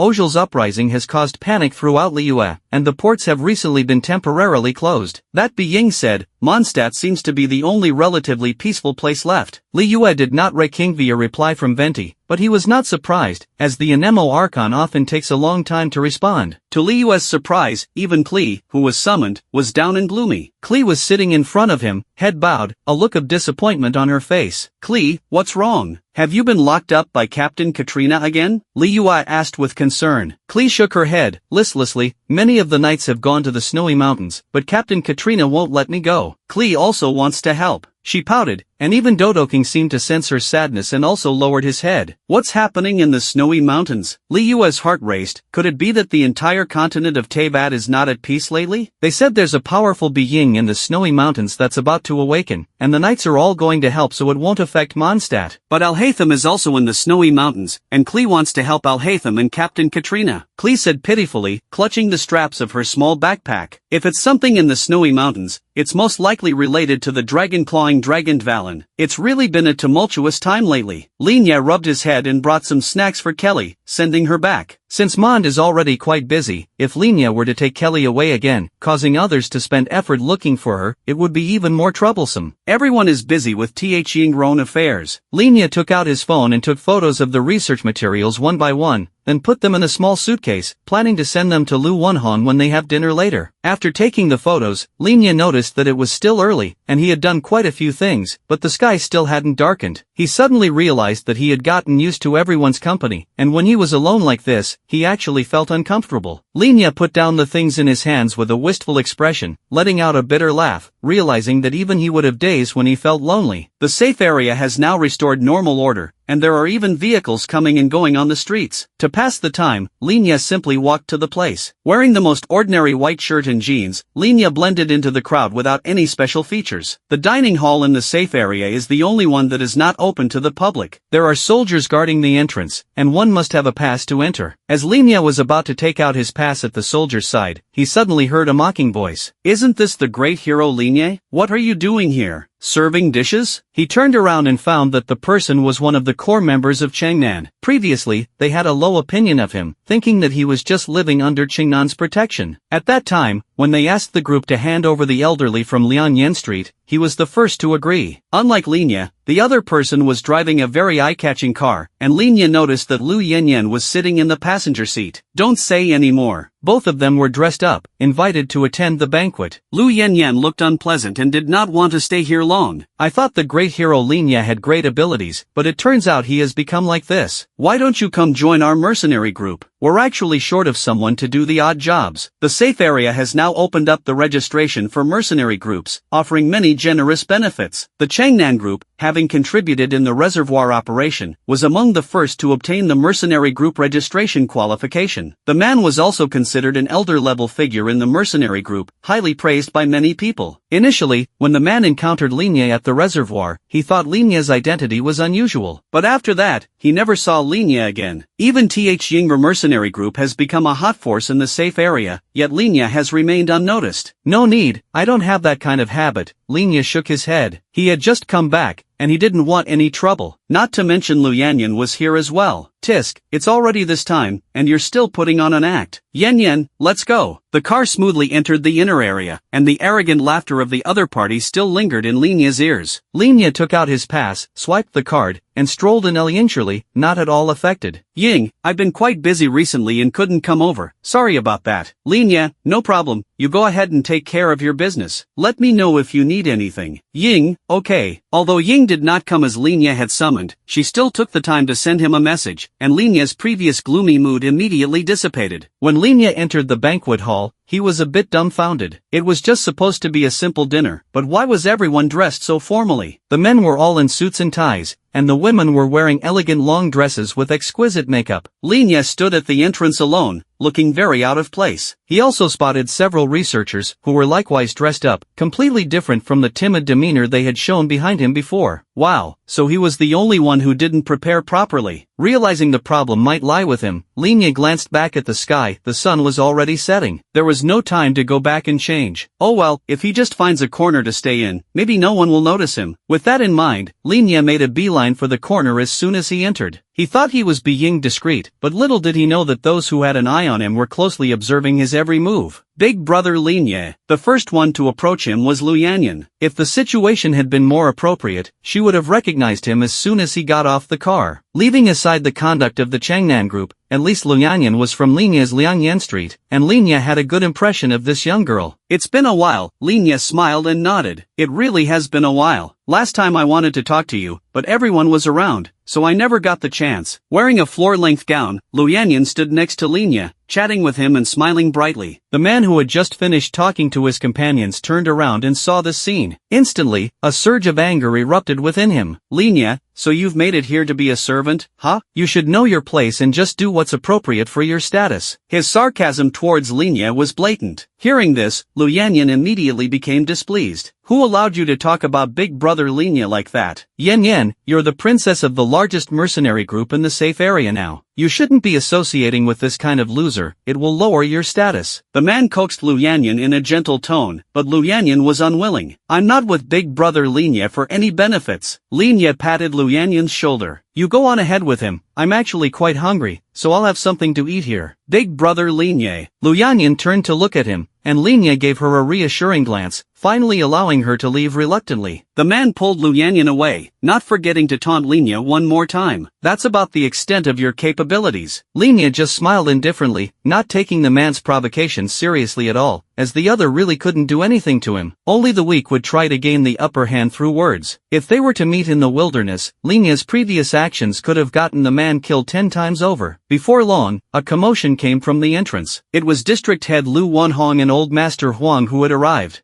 Immediately, everyone's footsteps headed towards them, eagerly hoping to establish connections and rise up. As the largest mercenary group in the safe area, the Luo family had absolute priority. When Lu Jingyi came, he didn't spot Linya, so he proactively approached Lu Wonhong. District Head. Lu Wonhong nodded at them, but his gaze soon started searching the crowd again. District Head, who are you looking for? The safe area was not that big, and the important figures were only a few. They were all here now, so everyone was puzzled by Lu Wonhong's actions. Lu Wonhong casually responded to Th Ying'er inquiries, and Old Master Huang scanned the room, his eyes suddenly lighting up as he strode towards a certain direction, with Lu Wonhong closely following. To everyone's surprise, the two men approached a man in a white shirt and jeans, who was sitting in front of several empty plates, chewing on his food, someone who clearly didn't fit the atmosphere of the grand banquet. Who let this kind of person in? Quick, have him removed. Can't you see the district head is upset? Someone nearby shouted, but Lu Jingyi raised his hand to stop them. He's my friend. Lu Jingyi took a step forward, but hesitated. During his hesitation, Lu Wonhong and Old Master Huang had already reached Linya. Brother Linya, you really are straightforward. Much more genuine than the people here. Lu Wonhong's mouth twitched, not expecting Linya to show up in such attire. What's the use of all this formality? This is just fine. What were you just eating? Get me some as well. Old Master Huang highly approved of Linya's behavior. In his view, this grand banquet was just empty show, far less genuine than a simple home-cooked meal. Hearing this, Linya smiled, coming right up. Linya nonchalantly handed his plate to Old Master Huang, who sat down next to him and started eating directly, not at all bothered that it was Linya's used dish. Alright, let me have a taste as well. Since the two of them were already eating, Linya couldn't very well pull them up now and say he wanted to introduce them to the others. Lu Wonhong sat down opposite them with a resigned sigh and joined them in eating. This action left everyone else stunned. Who comes to a banquet actually expecting to eat? Lu Wonhong was also quite uncomfortable with the situation, as he normally wouldn't behave this way, but these two were not following any etiquette, so he could only go along with it. Once Linya finished eating and put down his plate, Lu Wonhong expectantly said, Brother Linya, have you eaten your fill? Can we proceed with the program? Linya looked up, somewhat surprised. How? Am I interfering with your banquet? No, not at all, Brother Linya. This banquet today is actually to welcome you. You're the guest of honor. You can do whatever you like. Lu Wonhong said this with an apologetic smile, not lowering his voice, so many people could hear it clearly. This banquet is for this man? Everyone looked at Linya in shock. They had thought this banquet was held to welcome the researchers, but the reality turned out to be very different from what they had imagined. Linya wiped his hands elingingly and nodded. I'm done eating. Glad you're done, Brother Linya. Please come this way. Lu Wonhong wiped the sweat from his forehead and quickly invited Linya up on stage. I'm very grateful that all of you could take the time time to attend this welcome banquet. Next, I will introduce the guest of honor for this banquet. This is the person standing beside me, Linya. He single-handedly went to Yenha City, rescued over 10 research personnel, and brought them back safely. Furthermore, during the recent zombie siege crisis in the safe area, it was Comrade Linya who cleared out nearly 50% of the zombies outside, allowing the safe area to break through the blockade and restore access in the first place. Even the pollution incident at the reservoir, Comrade Linya took the lead as the commander and personally slew the level 3 zombies occupying the reservoir. These are just the tip of the iceberg in Comrade Linya's accomplishments, but his spirit of selfless dedication to the people is forever worthy of our learning. The applause from the audience was thunderous, and everyone's gaze towards Linya had changed. No one had expected this obscure young man to have so many remarkable achievements, and the man himself showed not the slightest hint of pride. Amidst the chorus of congratulations, Lu Jingyi silently took a step back. He and Linya made eye contact, but Linya soon averted his gaze. Brother, aren't you on good terms with big brother Linya? Aren't you going to go over? Lu Yanyan noticed her elder brother's hesitation and asked puzzledly. No need. Lu Jingyi shook his head. Some people, once missed the opportunity, would find it extremely difficult to catch up. After the lively events of the night, Linya returned home to the empty space and couldn't help but reminisce about the times when everyone gathered together, laughing and joking. He silently wished for them all to overcome the difficulties and regroup around him, so they could go back to Yinger carefree days. Just as Linya was lost in these thoughts, he received a message from Raiden Shogun. Raiden Shogun, do you have time now? Linya, yes. When Raiden Shogun appeared before him this time, she was no longer wearing her usual shrine maiden attire, but had changed into casual clothing. In her casual wear, Raiden Shogun's aura of unapproachability had diminished, making her seem more like an approachable big sister next door. However, a heavy weariness was evident in her brow, and the moment she arrived, she immediately flopped down on Linya's bed. You want? Linya's puzzled words were cut off as Raiden Shogun promptly buried her head under the covers. So Ano Ying, those officials in Inazuma are a bunch of idiots, can't communicate properly at all, and I have to handle it myself. If it weren't for Ying's arrangement, I'd never even speak a word to them in my life. Linya had never seen Raiden Shogun act in such a spoiled, daughter-like manner, and was momentarily taken aback. So even the all-powerful Raiden Shogun had her own troubles and moments of complaint. Little one, come here. The covers were suddenly pulled back, and Raiden Shogun's familiar smile appeared on her face as she beckoned him over. Linya instinctively went over, and Raiden Shogun promptly pulled him onto the bed. At that moment, Linya's mind was occupied by only one thought: good thing this was a double bed, otherwise they might not have fit. Raiden Shogun wrapped her arms around his arm and draped one of her long legs over him. Linya swallowed hard. This doesn't seem appropriate, does it? Stay calm, this is just another test from the cunning fox. He must not succumb to temptation. Otherwise, he'd fall right into her trap, and she would mock him again. The painful experiences from before made Linya firmly suppress those romantic thoughts. He silently recited the great compassion mantra, Tr Ying, to calm himself. But after waiting for a while, Raiden Shogun still made no move. Linya lowered his head and realized that Raiden Shogun had actually fallen asleep on his chest. Asleep? Surely she must be pretending. Linya stared intently at Raiden Shogun, waiting for her to slip up so he could expose her ruse. But unbeknownst to him, his eyes were growing increasingly heavy as well. Just a short rest, it should be fine, right? Linya turned over, ready to go back to sleep, when he suddenly realized there was a soft, delicate figure in his embrace. This realization made him jerk awake in alarm. Fortunately, it was just Raiden Shogun, not some strange creature. Wait a minute, it's Raiden Shogun. Linya propped himself up against the wall, clutching the covers and staring at her in terror. He had actually slept with Raiden Shogun last night. His sudden movements had also woken Raiden Shogun up. Raiden Shogun rubbed her sleepy eyes, and as seeing Linya's nervous state, a slight smile curled her lips. What's wrong? Afraid to sleep with the wise and beautiful Raiden Shogun-sama? I wonder how you'd react if it was Ying instead. Her words were so bold that Linya didn't even dare imagine it. You didn't leave last night? Linya racked his brain but couldn't fathom why Raiden Shogun would choose to stay the night, as her behavior yesterday had been quite unusual. She didn't tease him as usual, just buried herself under the covers and fell asleep. It was all so strange. Why would I leave? Raiden Shogun retorted. Is the little one Tr Ying to chase me away? Oh dear, how heartbreaking. I offer myself up like a beautiful flower, and you want to send me away. Don't tell me you don't like women? Faced with Raiden Shogun's insinuation, Linya firmly shook his head. Of course I like women, but don't say it so ambiguously. We just took a nap, that's all. Lin Ye was flustered. What exactly did Raiden Shogun's suggestive words mean? He swore he didn't even dare touch her, it was her who came closer. Oh right, just a nap. Should I tell Ying about this? How embarrassing. Raiden Shogun rested her chin on her hand, tapping the table absent-mindedly. Only someone as fearless as Raiden Shogun could say such boastful things and then turn around to extort him. Yet, against his better judgment, Lin Ye was still swayed by her tactics. He gritted his teeth, dreading the thought of Ying thinking he and Raiden Shogun had something going on. So, what do you want to do about it? It's just another loss, he'll accept it. It's not like it's the first time. Raiden Shogun narrowed her eyes and dropped the smile from her lips. Simple. As long as you pretend last night never happened, I won't tell Ying. Don't let me hear a single word from you about last night's events. Otherwise, the consequences will be on you. With a light chuckle, Raiden Shogun's figure vanished silently, just as she had appeared. That's it? Lin Ye looked at the now empty bed and fell into deep thought. Was he just manipulated by Raiden Shogun again? Damn it! He's been taken advantage of by that cunning fox once more. The first winter since the apocalypse had arrived as scheduled. Overnight, the temperature had dropped by nearly 20 degrees. There were fewer and fewer people on the streets, and even venturing out of the safe area had become a more cautious decision. Research shows that zombie activity decreases by 10 to 20% in the winter. If you need to experience a long migration or deal with major events, winter is the safest time. Lin Ye didn't understand why Lu Wunhong was telling him all this. Since returning to the safe area, he had spent most of his time going out to kill zombies, and rarely interacted with others. If Lu Wunhong hadn't come to see him today, he might have continued in this isolated state for some time. In a few days, Old Master Huang and the researchers will be returning to the capital. I think it would be best if you escort them on the journey. I don't feel comfortable entrusting it to anyone else. Lu Wunhong stated the situation directly. Okay, Lin Ye agreed without hesitation. Lin Ye agreed so readily that Lu Wunhong's prepared persuasions were hardly needed. Don't worry, this time it's not just you escorting them, there's an entire squad of special forces. If you can safely deliver Old Master Huang and the researchers to the capital, you'll also receive a generous reward. Lu Wunhong handed Lin Ye a small pouch, and as soon as Lin Ye took it, he knew it was full of crystal cores. He didn't open the pouch, and continued listening to Lu Wunhong. This contains 20 level 1 crystal cores and 5 level 2 crystal cores. Level 1 crystal cores are obtained from the brains of level 2 zombies, while level 2 crystal cores come from level 3 zombies. The safe area didn't have the kind of otherworldly cheat that Lin Ye possessed, so clearing out level 3 zombies must not have been easy, likely resulting in some casualties. Yet, despite this, Lu Wunhong did not hold back on the reward. His expression was grave. The people going to the capital this time are all critical. Thank you for this, Lin Ye. If there was one person in the safe area that Lu Wunhong could fully trust and unconditionally entrust an important task to, it would be Lin Ye. Let me go discuss this with Old Master Huang. Lin Ye waved as he returned to his place. Old Master Huang, seeing that Lin Ye lived alone, would often bring him food, quietly leaving it at his door without a word. Every time Lin Ye opened the door, he could only see Old Master Huang's retreating back, as if afraid Lin Ye would refuse. This time, Old Master Huang came to him proactively, even bringing some tea. The district head has told you about the trip, right? What do you think? Lin Ye took a sip of the hot tea, his gaze lowered, obscured by the steam. While winter may be relatively safer, there are still many problems. If it snows and the ground freezes, keeping warm will be an issue, but if we use too much space to prepare for that, it could compromise the supplies and research materials. After spending so much time with the Teyvat group, Lin Ye had learned to consider multiple factors when evaluating a situation. Old Master Huang looked at him approvingly and nodded. Exactly, those are the problems. That's why we need a reliable person to help out. Lin Ye didn't say more, but his eyes expressed everything. Lin Ye went back and quickly organized his belongings, as most of his things were stored in his system backpack. Even after living here for nearly a month, he hadn't left much behind. Looking at the brand new, seemingly untouched room that had been cleaned up in less than half an hour, Lin Ye felt a little disoriented. He missed his new home in the recently opened city. There was still a week until the departure time Old Master Huang had mentioned, which was enough for him to make a quick trip back. Without further ado, Lin Ye shouldered his backpack and stepped out the door. Although the Yanzhou city task had been completed, the vehicle was still left for his use, which was convenient for him to travel. Since Old Master Huang came to deliver meals almost every day, Lin Ye wanted to let him know before leaving. Sensing Lin Ye's intentions, Old Master Huang's expression turned worried. The zombies in the surrounding area have been getting stronger recently. It might be dangerous for you to go out alone. That place has been my home for many years. I don't know when I'll be able to return after going to the capital this time. Lin Ye shook his head,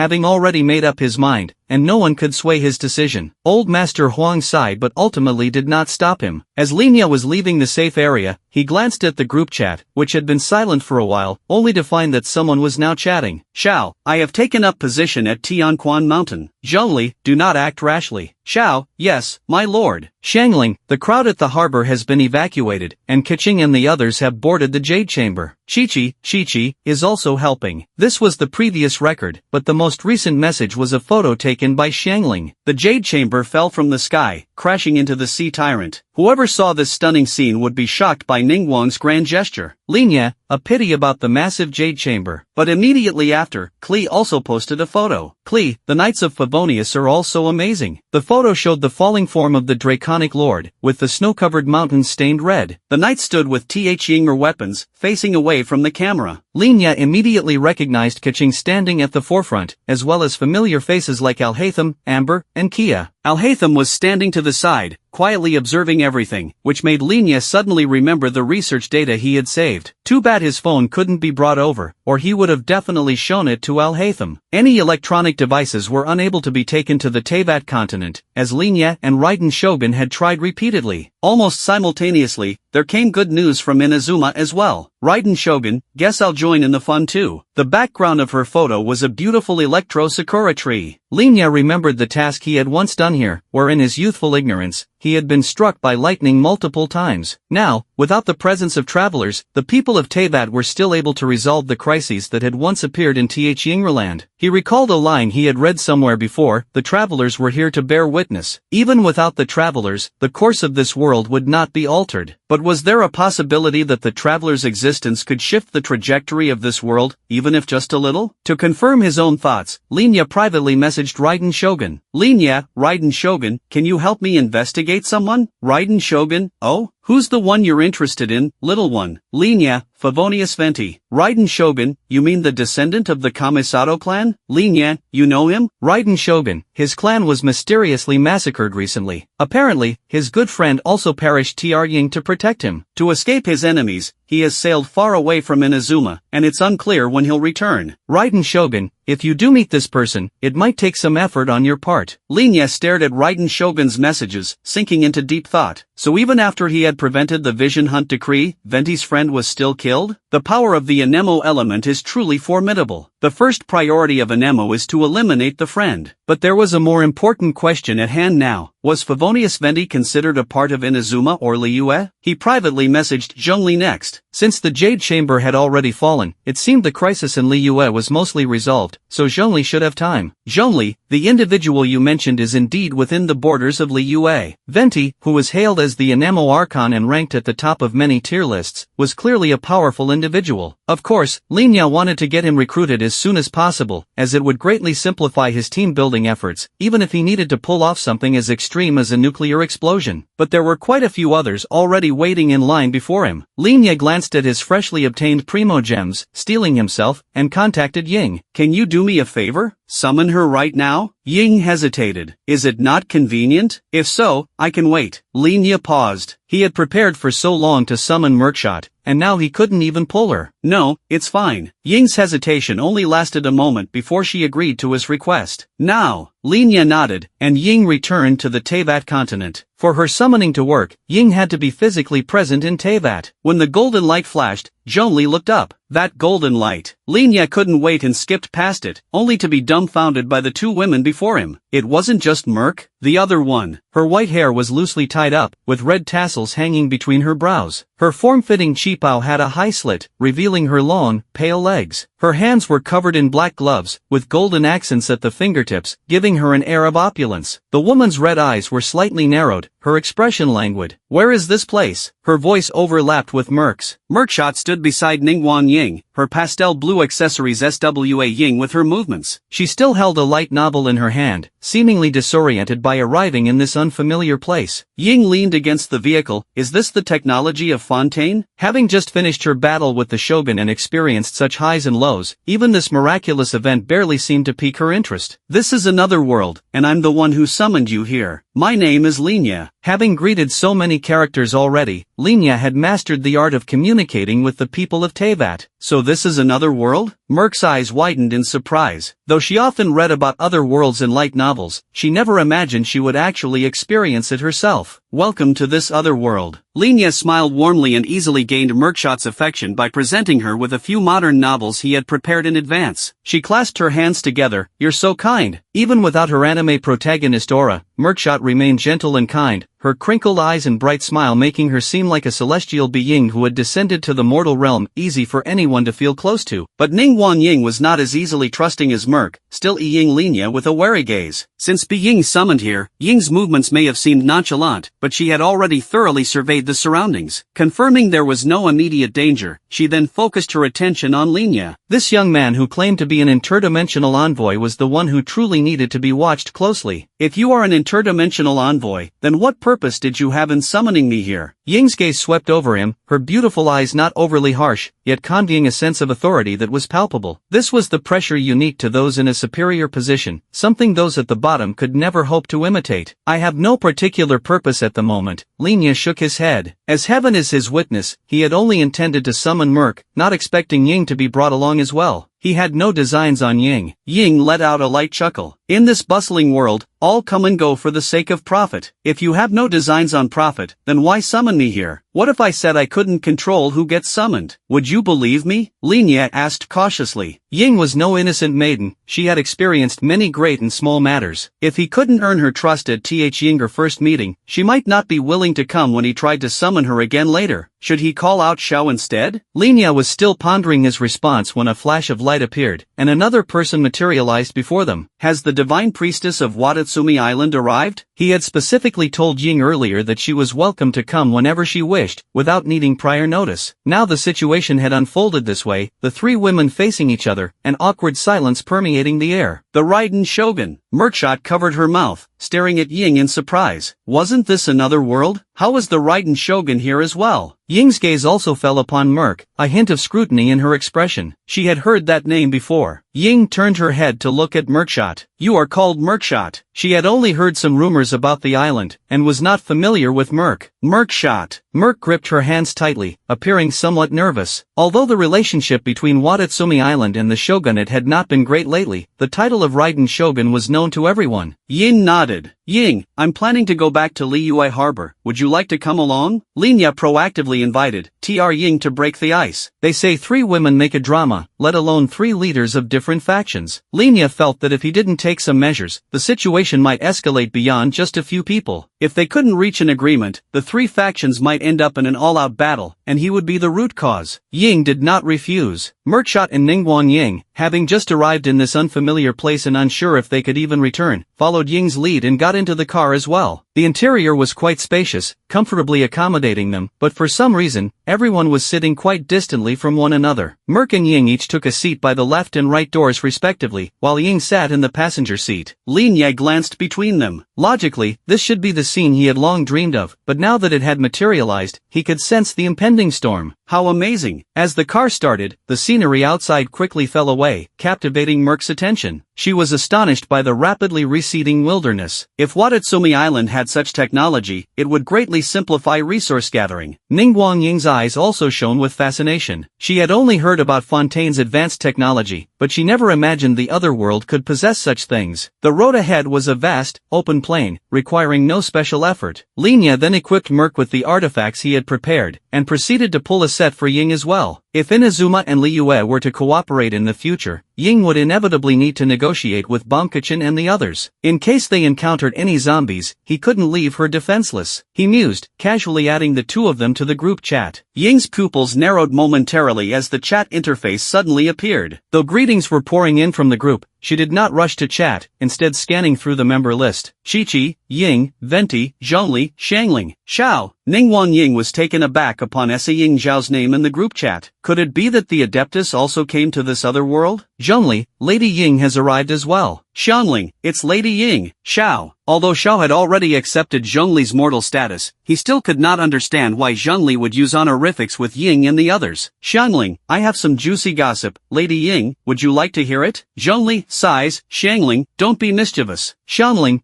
then I'll just wait for Lady Ying to find out on her own. Klee, the new sister is so pretty. Raiden Shogun, it seems there will be more communication between Sumeru and Inazuma from now on. Merkshot, Editor Yilan, I've always been a loyal reader of your light novels from the Yink Blossoms publishing house. Merk never imagined that her journey to this other world would involve encountering so many people she would normally never meet. Raiden Shogun, if you enjoy them, I can prepare some of the newest light novels for you to pick up anytime.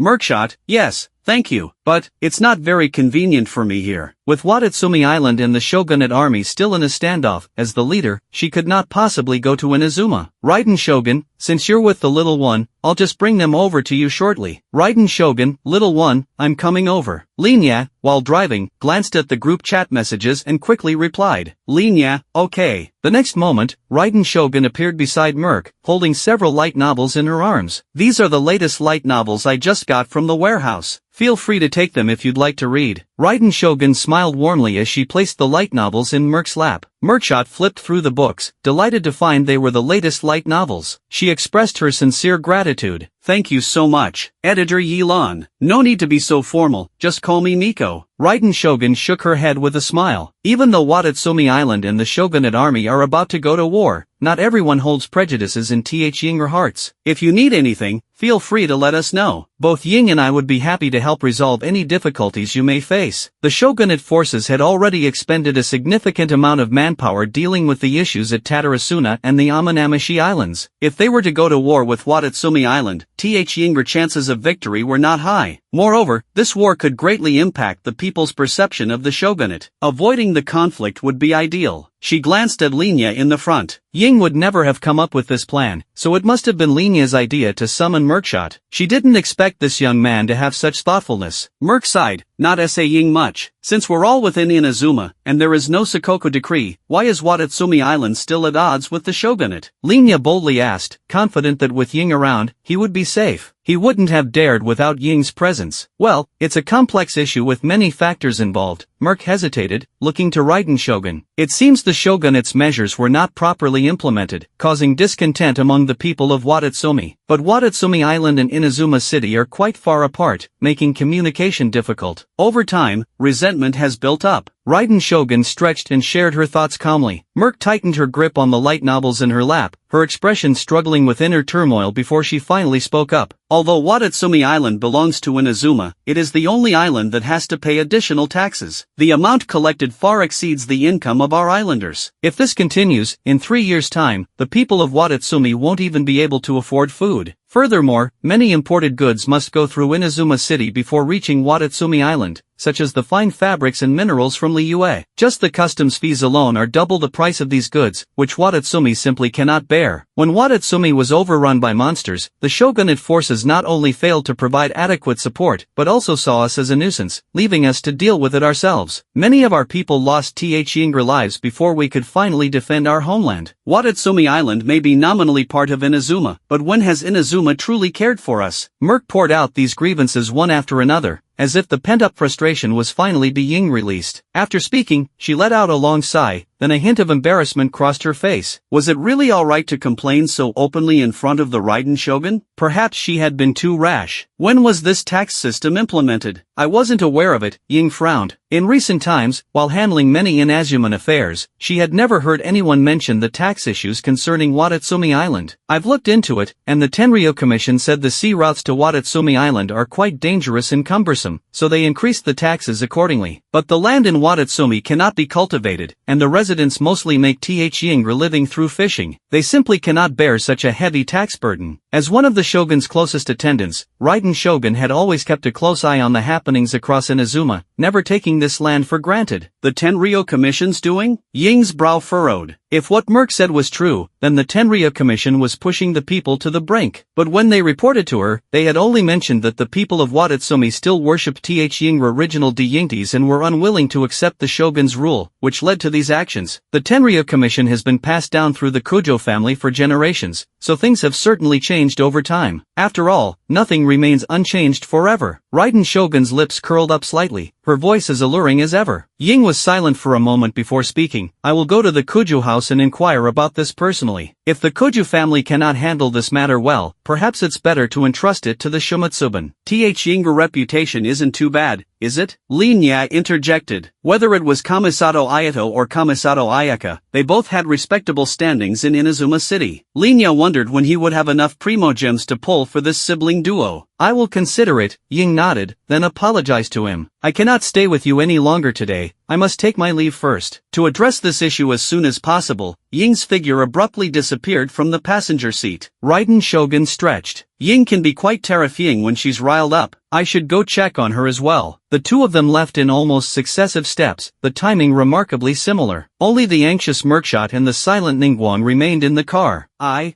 should also return to see the situation there. If the Raiden Shogun is willing to reduce the taxes and resolve this matter, we in Watatsumi Island cannot actively provoke the shogunate forces. How do I get back? Merc looked at where Raiden Shogun and Ying had disappeared, realizing they must have the ability to return to Teyvat. It's simple, just think about returning in your heart, and you'll be able to go back. Lin Ya's voice was neither too loud nor too soft, ensuring both Merc and Ningguang could hear. And if you want to come back, just think of my name in your heart, and as long as it's convenient for me, I'll bring you over. Ningguang raised an eyebrow but did not leave at that moment. With Merc's departure, the car was left with just the two of them. As Lin Ya pulled the car over at the outskirts of the new city, he turned back and saw Ningguang still seated in the vehicle. I thought you would leave. Lin Ya chuckled. From start to finish, Ningguang had barely spoken a word, quite different from his expectations. Isn't this another world? Ningguang asked. Lin Ya nodded. You can already see that this place is different from Teyvat. Before them, a city stretched upwards. While the towering skyscrapers no longer had the same bustling energy, Ying's former grandeur could still be felt from a distance. Not as tall as my jade chamber. A hint of melancholy crossed Ningguang's face. Just a few hours ago, she had personally smashed her own jade chamber. That was a product she had poured her heart and soul into creating. Now, the mere thought of that scene filled her with a mix of dread and heartache. The jade chamber can be rebuilt, but a life lost can never be returned. Lin Ya's words carried a suggestive meaning, causing Ningguang to look up at him sharply. What do you know? Lin Ya smiled slightly. You don't need to ask. Since I was able to summon you all to this other world, I must have my own sources of information. Ningguang nodded. That's true. The young man before her exuded an aura of profound mystery, piquing Ningguang's curiosity about the person concealed beneath the Yingle. Her instinct told her that maintaining a connection with him could potentially yield greater benefits than what was immediately apparent. I am Ningguang, the Tianquan of the Liyue Qixing. I know, I'm Lin Ya. They exchanged names and shared a smile. Excellent. At least this time, when Ningguang leaves, there's a chance she'll come back if Lin Ya summons her again, rather than cautiously refusing any further contact. Lin Ya inwardly celebrated his success, but was soon met with another summoning request, Zhongli. He quickly accepted, but couldn't help but wonder, when did Zhongli need to request permission? Zhongli appeared, supporting a bloodied and unconscious Xiao, who was shrouded in a dark aura. What happened to Xiao? Lin Ya quickly helped carry Xiao into the nearby building, disposing of a couple of zombies that tried to attack them. Zhongli sighed. Ozhel's resurgence has stirred up a lot of turmoil, and Xiao has been combating the rampaging monsters. By the time I arrived, he had already exhausted himself and fallen unconscious. Now that they were in this place, free from the torment of the vengeful spirits, Zhao's deeply furrowed brow had relaxed somewhat, though he still appeared quite unwell. Remembering Merc, Lin Ya summoned her back. Merc, can you use your abilities to help him? He's badly injured. Saying Zhao's condition, Merc was startled but quickly activated her skills. I'll do what I can. She could feel her suppressed powers, but Merc didn't dwell on that. Venturing into another world always comes with a price, but this small sacrifice was nothing to Merc. As the jellyfish pulsed, Zhao's bloodstains were gradually cleared, and his wounds quickly healed. Zhongli was somewhat surprised, not expecting this young girl to possess such formidable powers, capable of rescuing Xiao from his dire condition. Lin Ya, having a more objective perspective, noted that Merc was only around level 40, with her healing only restoring a few thousand HP at a time, but that was already sufficient. As an offensive-oriented character, Zhao's base HP was not particularly high to begin with. After Merc's skill, his health had been restored to a stable state. Now the remaining issue was the turmoil within his mind. Whenever he emerges from this nightmare, he will naturally awaken. The outside world could not provide the solution for him. Sending Merc back, Lin Ya looked to Zhongli. Mr. Zhongli, please let Xiao stay here with me. I will ensure his safety. Zhongli nodded. That was my intention as well. Thank you, young friend Lin Ya. As Zhongli prepared to leave, he finally noticed the attentive Ningguang observing nearby. His expression became somewhat delicate, as he had been so focused on Xiao that he had not paid attention to his surroundings. Lady Ningguang, Zhongli greeted her with a slight nod. Ningguang narrowed her eyes. I'm surprised that Mr. Zhongli has connections with the demon-quelling Archon as well. It is quite remarkable. During the previous rite of dissension, Zhongli had accompanied the event as an advisor, so Ningguang was acquainted with him. Ah, I just have more friends, not to the same extent as Lady Ningguang. Adhering to the principle of concealing his identity for as long as possible, Zhongli did not voluntarily reveal his true identity. Ningguang smiled ambiguously, without further comment. Then I shall take my leave now. Zhongli was reluctant to linger, swiftly returning to Teyvat. Lin Ye turned to Ningguang and shrugged. You see, I really don't have any ulterior motives towards them. Usually, they just treat my place as a transit point or a resting spot. Sometimes I even have to take care of the injured ones. Speaking of taking care of the injured, Lin Ye didn't have much experience, but he certainly didn't lack for manpower here. Xiao is injured? Chi-Chi, summoned by Lin Ye, looked questioningly at the resting Xiao. The external wounds have been treated, but I'm not sure what to do next. Can Chi-Chi tell me? Lin Ye nodded, diligently asking Chi-Chi for advice. Chi-Chi, having spent many years at the Bubu pharmacy, had a good understanding of various medical matters. She quickly began preparing supplies to help clean Zhao's body. Of course, she wouldn't be the one performing this task herself. After all, there are differences between men and women. Following Chi-Chi's instructions, Lin Ye helped wash Xiao and changed him into his own clothes, then stepped out. Originally, he thought Ningguang would continue her passive observation, but when he came out, he found Chi-Chi already chatting with Ningguang. Ningguang's many questions had been answered by the forthcoming Chi-Chi, who had no intention of concealing anything from the leader of Liyue and the Tianquan of the Qixing. Asking about Lin Ye's situation, consulting Chi-Chi was the most appropriate choice. After all, Chi-Chi was Lin Ye's first contractee. I see. As Lin Ye emerged, Ningguang nodded thoughtfully, her gaze falling upon him. Mr. Lin Ye truly is a kind-hearted person. I was too presumptuous before. From Chi-Chi's words, Ningguang learned that Lin Ye had not only taken in the helpless group, but had also single-handedly shouldered all the dangers. Chi-Chi's words and tone clearly conveyed her utmost admiration for Lin Ye. No problem, we've cleared the air, and we can still be friends going forward. Lin Ye shook his head with a smile, but inwardly he was undecided. Why had this great Tianquan lady not shown any intention of leaving yet? This was just an empty shell of a city. Was it really that captivating? He could not fathom Ningguang's thoughts, but the sky was already turning dark.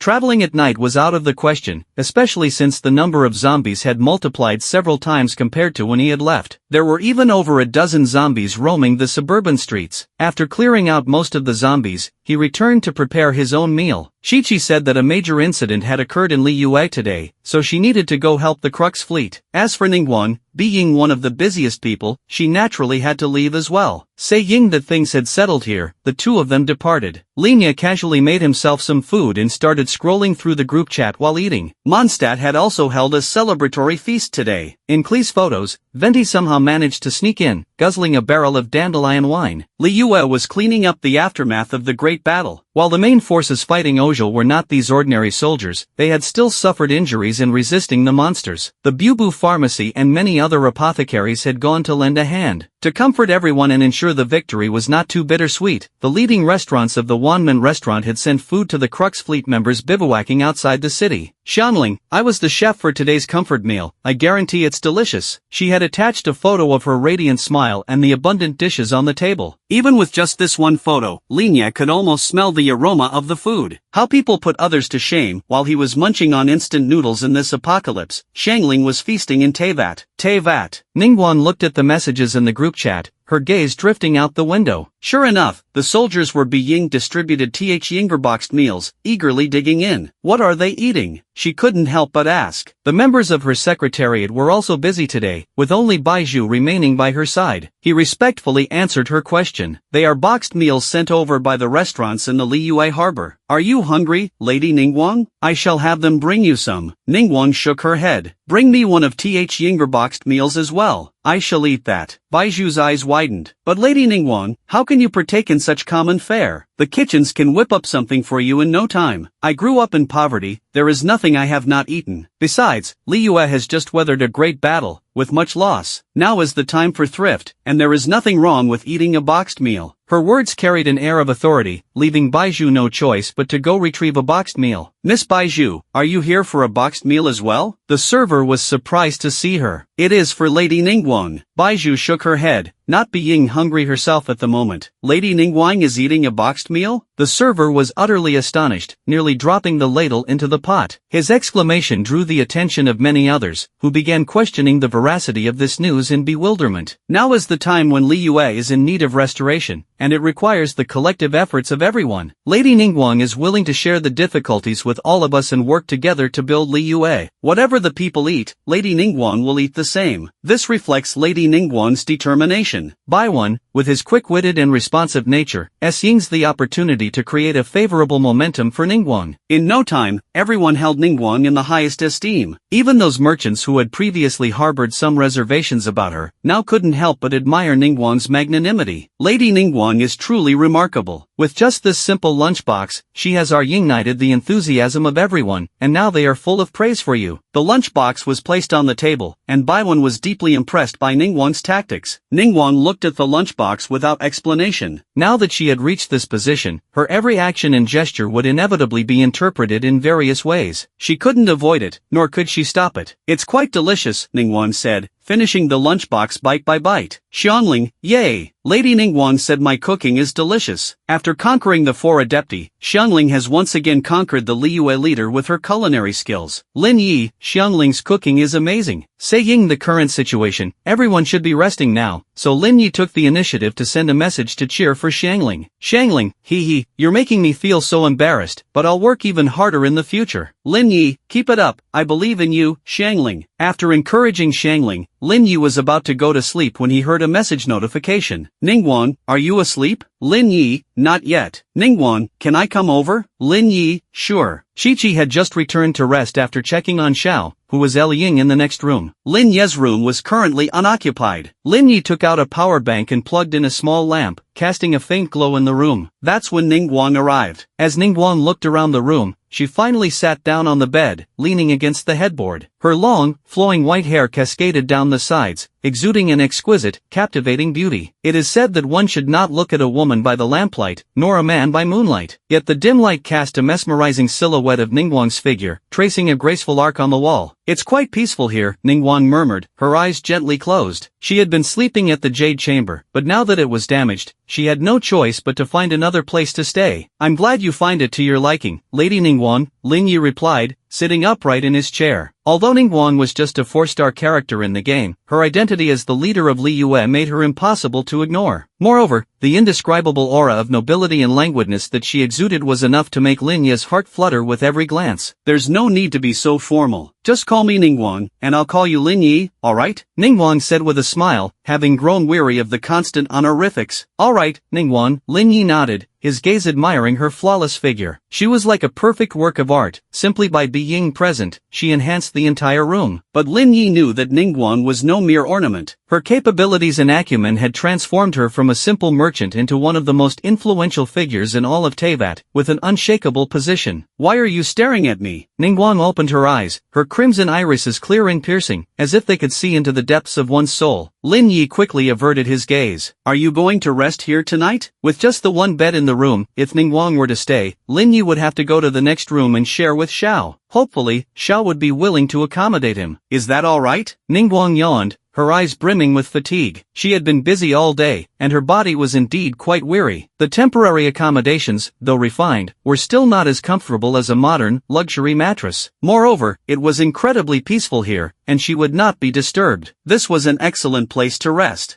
Of course, please, go ahead and rest. I won't bother you. Lin Yi understood Ningguang's reasoning. After all, she was just a mortal, her body far less resilient than the adepti. Lin Yi quietly stepped out, closing the door behind him, and went to Zhao's room, only to find that Xiao was already awake, silently staring at the Yingling, unmoving. Are you hungry? Would you like something to eat? Lin Yi sighed, having worried so much about caring for them both. There's no need for you to trouble yourself, Lin Yi. I'm doing fine. Xiao shook his head, starting to sit up, but Lin Yi gently pushed him back down. Just rest a little longer. When Lord Zhongli visited earlier, he said you still need a few more days of recovery. You can't be up and about so soon. As the summoner, Lin Yi could clearly see the character's HP bars and knew they needed to properly recuperate. It seems Xiao currently has a debuff, causing his HP to steadily drain, dropping bit by bit. If only the food items in the store could be consumed by the characters, Lin Yi would have surely prepared dozens of sweet madam dishes to prevent such a situation from occurring again. Alas, that is not the case. Lin Yi shook his head and lay down next to Xiao. Looks like it'll be the two of us tonight. I don't snore in my sleep, Lin Yi said, his voice trailing off as he quickly drifted off to sleep, likely due to the eventful day and the fact that it was the first time in a while that they had all ventured out. Xiao turned to look at the sleeping Lin Yi beside him, momentarily perplexed. Could he truly rest so peacefully in Zhao's presence? What if Xiao were to strike him? Xiao shook his head. This was the traveler's friend, and he could not disturb him. The night passed without dreams. When Lin Yi woke up, Xiao was nowhere to be seen, but the constant chime of the system notifications filled the air. Defeated LV2 Hilichurl, obtained 2 Primo Gems. Defeated LV1 Hilichurl, obtained 1 Primo Gem. Defeated LV3 Hilichurl, obtained 5 Primo Gems. Defeated LV2 Hilichurl, obtained 2 Primo Gems. The messages kept rolling in, immediately snapping Lin Yi fully awake. He was just waking up. Who was killing these Hilichurls? Lin Yi rushed to the window and looked down, only to see Xiao mercilessly slaying the Hilichurl horde. Goodness gracious, Lin Yi was stunned. Slaughter was indeed the perfect word to describe Zhao's actions. Any Hilichurl that approached Xiao was immediately impaled by his spear the next moment. The endless stream of Hilichurls fell one by one under Zhao's relentless assault, regardless of Ying'er level. A massive pile of Hilichurl bodies now surrounded Xiao, and the system notifications Lin Yi was recording were all from Zhao's kills. This thing, can it be used for power leveling? Lin Yi mused, amazed at Zhao's prowess. Since obtaining the system and summoning the characters, Lin Yi had never imagined such an outrageous maneuver could be possible. Sensing Lin Yi's gaze, Xiao lifted his head and met his eyes for a moment before appearing by his side. You're awake, Lord Lin Yi. When did you get up? Yesterday, after pulling the gacha, Lin Yi had spent his remaining Primo Gems on artifacts. But now, a look at his inventory showed he had gained hundreds more, all from Zhao's efforts today. I rose at dawn, seeing a gathering of Hilichurls nearby. I took it upon myself to deal with them, so as not to disturb your rest, Xiao explained calmly. Lin Yi whistled, knowing it would have taken him quite some time to clear out that many Hilichurls on his own. Well done, but you're still recovering, so you should rest more. You're also eager to regain your strength and return to Teyvat to protect Liyue, aren't you? Lin Yi gently coaxed, understanding how earnest and dutiful Xiao was. Xiao hesitated for a moment, then nodded. I understand, Lord Lin Yi. You must be tired after slaying so many Hilichurls. Have something to eat, Lin Yi said, retrieving some food from his inventory and handing it to Xiao, before going to check on Ningguang's status in the next room. Ningguang had already departed, the bedding now cool. Before leaving, she had sent Lin Yi a message, but he had been too stunned by Zhao's actions to notice the chat. Glancing at the time, it was already 4 a.m. No wonder Ningguang had to rise so early to attend to her duties even after defeating Ojil. Liyue had paid a heavy price. Lin Yi resolved to avoid summoning the Liyue crew for a while, letting them rest. On his way to Liyue harbor by car, he encountered a problem. A massive horde of Hilichurls had seemingly materialized, clogging the roads. With the car rendered useless, Lin Yi decided to cut through with Xiao and Narakami's help. Narakami handled the gathering of crystalline cores, allowing Lin Yi to focus. Even with Ying'er combined efforts, it still took them 4 hours to reach Liyue harbor. The things that were originally piled up on both sides of the intersection to block the zombies are now nowhere to be found, scattered by the zombies. Lin Yi didn't have the energy to go look for them, so he just locked the door of the building he was in and went up to the 3rd floor. The house was not much different from when he left, except for a layer of dust. As for the room across from him, there was no trace of anyone living there, and Qin Yulu had not returned. Lin Yi sighed softly and closed the door. When Ying appeared, she was a bit surprised to see this familiar place. Why did you come back? It was Lin Yi's own idea to come back here, and he didn't tell her before. I'm going to the capital in a while, so I wanted to come back and take a look before that, Lin Yi explained, and Ying nodded. How's it going at the Tenryu administration? Ying had left angrily yesterday, and he hadn't replied to his messages, so he was very worried about her situation. Of course, his concern was not about her getting hurt, but about her mood. After all, even the entire Inazuma combined probably couldn't hurt Ying. I've removed the clan head of the Kuju family, and now his son is taking over. There are still many Fatui harbingers who haven't left Inazuma, and the recent war between Watatsumi Island and the shogunate's forces was instigated by them. Ying said, her eyes downcast, even the bloodline of a hero, as power spreads, can still give rise to divided loyalties. Inazuma does need to be properly dealt with. Lin Yi could see the determination in her eyes, something he had never seen in her before. I used to think that you were just you, and the general was just the general, but now I realize it's not quite that simple. Lin Yi smiled slightly. Ying looked at him in confusion. The general is always a part of you, no matter what. Although you've always said the general is a programmed function, the true existence worthy of reverence is the you who created that programming. Whether in the spotlight or behind the scenes, you've always done very well, and don't need to learn from anyone. These words came straight from Lin Yi's heart. If Ying had never wanted to manage Inazuma in the first place, the general would never have emerged. Ying pressed her lips together, her cheeks slightly flushed. Thank you. Actually, a lot of it was just continuing what my sister did. I still have a lot to learn myself. The current you is already amazing, handling Inazuma's problems personally, participating in politics, and being able to be your own people's ruler must be a very fortunate thing. Lin Yi's bold praise made Ying increasingly flustered. She cleared her throat and looked away. Is that so? Of course. Am I interrupting something? Raiden Shogun looked at the two with an insightful gaze. It was clear that Lin Yi had called her here, but now that she had arrived, she was hearing all this strange talk between them. No, you've come at the right time. Lin Yi shook his head, and at the same time, also brought out Merkshot. Today, Merk was taking the lead. Ying she had thought about it all night and wanted to have a good talk with Ying. But Ying's understanding of this matter might not be as deep as Raiden Shogun's. After careful consideration, Lin Yi had summoned Raiden Shogun as well. I'm very sorry to interrupt, but today I asked Mr. Lin Yi to bring you two here because I wanted to discuss the situation with Watatsumi Island and Inazuma City with you. While the war has not yet broken out, the people of Watatsumi Island are highly dissatisfied with the management of Inazuma City, especially after the recent frequent encounters with pirates and having Yinger goods stolen, which has caused Yinger anger to reach new Yings. If not for this, they would not have chosen to go to war with the shogunate's forces. No need for formalities, please have a seat. The Ying nodded and gestured for Merkshot to sit down. Raiden Shogun sat next to the Ying, glancing at Lin Yi out of the corner of her eye. Understanding, Lin Yi brought out hot water and began to brew tea for them. After learning tea ceremony from Xiangling for so many days, although the tea he brewed was not as delicious as Xiangling's, it was still drinkable. The three conversed back and forth, with Raiden Shogun acting as a lubricant, and the confrontational scene that Lin Yi had feared did not occur. In fact, most of the time, the people in leadership positions are focused on the big picture and rarely act rashly due to personal emotions. Except for Kuju Kamaji. Lin Yi sat by the side, listening to them discuss various policies, secretly stifling yawns. He really wasn't cut out for a leadership role. Little one. Until Raiden Shogun's enchanting voice rang out, Lin Yi jolted awake, opening his eyes to find the three women looking at him. Had he really fallen asleep? I heard there's another Liyue leader who has come here. I wonder if it would be convenient to have her join us as well. The next one to speak was Merkshot. Ah, so they're looking for Ningguang. Lin Yi nodded and proactively sent a message to Ningguang. Ningguang, just a moment. He relayed Ningguang's response to the three women, when he suddenly realized all the leaders who have come are women. Thinking about it, the acting Grand Master of the Knights of Favonius and Mondstadt, Ningguang and Liyue, and even the Yingtis of other nations seem to be predominantly female as well. Lin Yi opened the Primo Gem Gacha interface he had never touched before, deep in thought. He and Xiao had accumulated around 600 Primo Gems that day. He also had quite a few Mystic Enhancement ores in his backpack. If he were to convert those into Primo Gems, he'd have enough for a 10 pull. People in Teyvat rarely need to extend Yinger time, and each time he levels up, he extends everyone's duration, so he's accumulated a lot of ores that he's just been hoarding uselessly, may as well convert them. Lin Yi looked at the 10 pull button, his fingers itching. But if he did the 10 pull on a character banner, he's sure to get at least one 5-star, and he could even choose who he wants. Diana, Alhaitham, Ayaka, Uamiya. So many waifus waiting for him. Should he really throw this 10 pull into the Primo Gem Gacha instead? Lin Yi wavered, looking at the poster on the Primo Gem Gacha interface. Raiden Shogun, Merc, Yilan, Miko. Who could resist the chance to own an Archon?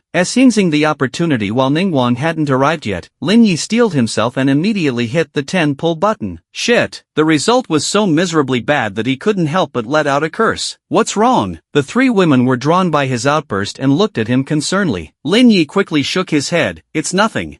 Ningguang arrived at that moment and successfully joined the discussion. With the Jade Chamber destroyed, Liyue's finances were in a bit of a strain, and this was the perfect time to aggressively develop trade and restore the economy. Her requests aligned perfectly with the Ying, Merc, and they soon got absorbed in a passionate discussion. Lin Yi retreated to the corner, staring at the results of his pulls, unable to snap out of it. He admitted, if it weren't for his cheats, he really was unlucky. But this unlucky? What use is the Thundering Fury Mitocurl's axe? And it's only a 4-star. Lin Yi glanced at his remaining Mystic Enhancement ores. His stash was quite abundant, and he could convert more Primo Gems than he had imagined. If he exchanged everything, he could do around 30 pulls. Charge ahead. He refused to believe he couldn't get an Archon character. The second 10 pull. Ack, a shaman's weapon. A ruin hunter's bow. A wooden shield Mitocurl's wooden shield. Was he just destined to get ruin enemy stuff today? One more time. The third 10 pull. Merkshot's sickle. Another shaman's weapon. A Mitocurl's torch. With these 30 pulls, he could have easily exchanged for 3 wives on the character banner. But on the Primo Gem Gacha, he didn't make a single splash. What Primo Gem Gacha? This was the weapon banner. Looking at his remaining Mystic Enhancement ores, to pull or not to pull, that is the question. What if the last 10 pull yielded something good? What if it was Yilan? What if he was just 1 pull away? How could the Primo Gem Gacha not have any characters? After a long internal struggle, Lin Yi finally steeled his resolve. Pull. He had already gone through 30 pulls, what's one more? Lin Yi threw in another 10 pull, but it was no different from before, just a set of shimmering purple lights. Along with the purple glow, a Mitocurl also appeared. Congratulations, host. You have obtained your first companion Archon. The companion system has been activated. You can now summon the obtained Archons as companions. The Archons will be unable to defy your will. Archons below 5-star rarity are not unique. The host must keep an eye on TH Yingr HP. Once TH Yingr HP reaches 0, the Archon will disappear, and the host will need to re-obtain them. Note, upon the original Archon's death, any newly obtained Archons will not inherit TH Yingr previous level or memories. The system's continuous prompts had Lin Yi's emotions going on a roller coaster ride. He stared in shock at the Mitocurl. Previously, everyone had just been joking about having to re-obtain characters after they died. He never expected it to actually become a reality for him. Lin Yi tapped on the new companion interface. There were 20 neat slots, with only one occupied by a torch Mitocurl. Please name your companion. As soon as the thought crossed his mind, he heard the system's prompt. The Torch Mitocurl, a well-known existence in Genshin Impact. With a smooth combo set, they've earned both love and hate, even earning the title of God of Pyro. Lin Yi thought for a bit and decided to name him God of Pyro. Uncompanioned Archons remain stored in the backpack and cannot be communicated with. According to the system's explanation, even though he couldn't understand the Mitocurl's language, they would be able to communicate freely while the companion relationship persists. On the other side, the 4 women had already exchanged TH Yingr respective conditions and needs, and judging from TH Yingr smiles, TH Yingr discussion seemed to have gone quite harmoniously. Alright, it's settled then. They stood up and bid farewell to each other calmly. Having reached a preliminary cooperation agreement, they now needed to return to TH Yingr respective domains to handle the subsequent collaborative matters and drive development on both sides. Busy with this, no one remained with Lin Yi, and they all left one by one. Lin Yi saw them all off, then eagerly released the God of Pyro. The God of Pyro, holding his unlit torch, looked at Lin Yi blankly, not having realized that the environment around him had changed while he was just napping. Ahem, I am your master. This was the first time Lin Yi faced a Mitocurl without being attacked, and he had even become its master. Master! The God of Pyro's voice resounded in his mind, a sweet, girlish tone. If it were just this voice, Lin Yi's entire heart would have been captivated. Then he lifted his head and saw the torch Mitocurl in front of him. Fuzzy body, red and black patterned outfit, and the iconic unlit torch in his hand. Dad Ada. Mitocurls are absolutely Dad Ada. Are you, a girl? This girlish voice had an even bigger impact on Lin Yi than he had imagined. Who could have thought the fierce-looking Mitocurl would have such a gentle inner self? From PLA Ying the Genshin Impact story quests, he knew the Mitocurls were originally the peaceful residents of Kenria, forced to endure endless suffering. Perhaps this Mitocurl was also once a quiet, tender young girl, before losing her consciousness. Thinking about this, Lin Yi felt a twinge of guilt. He had summoned her to fight against the zombies, but she was clearly just a small girl, How beastly of him. As Lin Yi was berating himself, the god of Pyro's voice rang out again. Yes, master. Lin Yi covered his face. The contrast was just too great. Even though he had mentally prepared himself, he still found it quite hard to accept. Say, can you fight the zombies? The god of Pyro had never heard of anything called zombies before, and looked at Lin Yi with a perplexed tilt of her head, her mask hiding any expression. Come, let's go take a look together. The room was just as it had been, with no changes. The person he had wanted to see still hadn't shown up. In that case, it wouldn't hurt to go out and take a look around. Downstairs, there were 3 or 5 zombies gathered, and within 10 meters there were over a dozen more wandering. The situation was about the same as when the apocalypse first began. Lin Yi remembered the tension and fear he had felt the first time he went out and faced the zombies head-on. If it hadn't been for the cheat Xiao had given him, he probably would have been done for long ago. These zombies were no longer a problem for him now. It was time to see how the god of Pyro would perform. Ah yes, he also had one Archon. Archons can be deployed alongside characters. The hydro floater appeared and just stood there, waiting for his command. Attack those zombies. Lin Yi issued the order mentally. The weapons he had pulled from the character banner couldn't be given to the Archons, otherwise he would have loved to pass his trusty debate club to the god of Pyro. As for the Thundering Fury Mitachurl's axe and the Shaman's Catalyst, those couldn't be lit on fire. Lin Yi tried fitting the Shaman's Catalyst onto the god of Pyro, and to his surprise, it actually worked. The torch in the god of Pyro's hand transformed into a glowing red staff. She swung it around, seemingly getting a feel for the new weapon. The top-heavy staff was quite awkward for her, but the zombies were already approaching. Lin Yi couldn't help but feel nervous for the god of Pyro. Just as he was about to unleash his skill, a small water ball came floating over, passing by the god of Pyro and hitting the zombie. The zombie, completely unaware of the tiny droplet, simply charged forward. The next moment, it was sent sprawling backwards by the water impact. Witnessing this comical scene, Lin Yi couldn't help but feel amused. When the hydro floater is not weakened, its small body and immense damage capability make it a dreaded existence that everyone deeply loathes. This particular hydro floater combines healing and damage, easily subduing the enemies. The god of Pyro finally got the hang of her new weapon, and upon sensing a zombie Trying to sneak attack her, she grew angry. Along with her clear, girlish voice came words that did not at all match her tone. Lin Ye's mouth twitched as he listened. Was this really a young girl? Or was it actually Madame Ping? The god of Pyro charged forward, swinging the Shaman's Catalyst. The zombies in her path were all knocked down, Yinger bodies ignited by the blazing staff. Lin Yi seized the opportunity to throw a Dendro skill, further fanning the flames on the zombies. As the god of Pyro's skill ended, 7 Ying zombies had fallen. For a 3-star character, the god of Pyro had performed quite impressively. System, if the god of Pyro doesn't die, will I continue to obtain more Mitachurls? If each Mitachurl could be communicated with, and they were all 3-star characters that he could repeatedly summon, wouldn't he end up amassing an entire army? The Archons do not have uniqueness, but the host cannot reobtain a new one before the original one dies. The system's response perfectly deflated his idea. Lin Yi clicked his tongue and sighed. He should have known the system wouldn't let him exploit such an obvious loophole. But perhaps it was for the best. If he had too many Mitachurls, he might not be able to control them all. Master, was I impressive? While Lin Yi was lost in thought, the god of Pyro had already cleaned up the dozen or so zombies surrounding them, the blazing staff in her hand making her look like a member of the Fatui Harbingers. She returned to Lin Yi's side, her tone coy. This was completely different from her earlier battle mode. The little one had 2 sides to her. Just as Lin Yi was enthusiastically conversing with the god of Pyro, a long spear suddenly pierced the ground. If Lin Yi hadn't quickly pulled the god of Pyro to safety, she would have been impaled. Zhao's figure appeared before them, looking questioningly at the Mitachurl. What is a Mitachurl doing here as well? He had originally thought this world was different from Teyvat, yet he now encountered a familiar foe. Lin Yi hurriedly explained, this is also a Mitachurl I summoned from Teyvat. As long as I don't order her to, she won't attack anyone on her own. Don't worry. Xiao didn't understand why Lin Yi would summon such a weak creature, but after a moment of silence, he nodded. Since the Adeptus was doing this, he must have his reasons. Xiao lowered his attack stance, and Lin Yi then heard the god of Pyro's voice in his mind. How terrifying. That person is so fierce. Luckily Master saved me. Master is so kind. I love Master so much. The girlish voice was chirping away in his head, which would normally be quite enjoyable. If only he didn't have to directly face the Mitachurl in front of him. Lin Yi looked at the Mitachurl, unable to reconcile that voice with her physical appearance. Whatever. Lin Yi actually didn't have any improper intentions towards the Mitachurl. This time, he just wanted to test out the god of Pyro's strength. After the battle, her HP hadn't dropped by much, the loss was mainly due to the Dendro skill he had used, which set her on fire. Having confirmed the god of Pyro's capabilities, he recalled her back. The hydro floater was still standing there foolishly, waiting for the next order. Its intelligence really was unparalleled. Heal him. Lin Yi pointed at Xiao. The hydro floater took in a deep breath, its belly swelling up round, before spitting out a tiny water ball that floated towards Xiao. Both Xiao and the zombies thought the water ball was too small to bother dodging, but as the ball landed on Xiao, he was surprised to feel his body lighten up. The sluggishness from his injuries had eased considerably. Seiying Zhao's HP restored, Lin Yi nodded in satisfaction. Even if Heart of Death was busy, he could now freely deploy the hydro floater to heal everyone. The only downside was these creatures could only be leveled up, not have TH Yingr talents improved. Even TH Yingr weapons couldn't be enhanced, what they were summoned with was what they stayed as. Lin Yi directly maxed out the levels of the god of Pyro and hydro floater, then went with Xiao to survey the surroundings. The zombies on the street had already been cleared out by the god of Pyro, so they checked the areas beyond. As expected, the zombie density had increased significantly, and TH Yingr average level had risen as well. Level 2 zombies covered the entire street, and any encountered would often have a special ability or two. Level 3 zombies, though not numerous, were still fairly common. There were 4 or 5 on just one street. But how are there so many zombies when all the people have already evacuated? Lin Yi remembered the last time the zombie density was this high was right before a major wave. Yet the residents of Lianyuan and the surrounding Anyingberhoods had all long since relocated to the safe zone. Where were all these new zombies coming from in the new city? Troubled by this question, he swept through a 1-kilometer radius of the area. The zombie density was consistent throughout. We're being followed, Xiao said in a low voice, his long spear at the ready. Is it a man or a woman? Lin Ye's heart tightened. Could it be Qin Yulu? He still didn't fully understand the abilities of the holy water. If Qin Yulu had drunk it and become a mutant zombie, that wouldn't be too strange. Whether she was a zombie or human, he would still accept her. Xiao shook his head. It seems to be a zombie. Zhao's words reinforced Lin Ye's suspicion. Where is it? Let's go after it. There were many zombies around, so finding a regular one would be quite difficult. After confirming Qin Yulu might still be nearby, Lin Yi wasn't in a rush to leave. Instead, he started observing the movements of the zombies. To his surprise, the zombies were not just randomly gathered together, but were consciously taking turns patrolling the area. The zombies in these few blocks would gradually move towards a certain direction, and in an hour's time, the zombies on this street would have been replaced by a new batch. Following TH Yingr movement path, Lin Yi indeed spotted the zombies that had previously been on the street he'd observed. Mindless zombies could not coordinate such actions without someone directing them from behind. Could it be a level 3 psionic zombie commanding them? As Lin Yi was pondering this, he saw a level 3 zombie pass by. This level 3 zombie also followed the rule of rotating between the blocks, but its speed was much slower than the regular zombies due to its higher level. After staying on the rooftop for a whole day, Lin Yi finally unraveled the movement patterns of these zombies. Every hour, the regular zombies on a street would switch to the next block. As for the level 3 zombies, they rotated every 4 hours. There were 5 level 3 zombies on each street, and Lin Yi could observe up to 4 streets, so there were a total of 20 level 3 zombies. A level 3 psionic zombie could not coordinate this level of organization. The answer was becoming clear. It had to be a level 4 zombie. Lin Ye's expression grew serious. A level 4 zombie already had the ability to command so many zombies. If left unchecked in the new city, it would pose a significant threat to the safe zone once it grew stronger. If this level 4 zombie was Qin Yulu, he would take her away. If not, he would have to eliminate it quickly. Before the sun set, Lin Yi returned to his residence. He found that the traces of disturbance he had left at the door had been tampered with, even though he hadn't left anyone in the house. Could a level 4 zombie possess such high intelligence? Lin Yi frowned.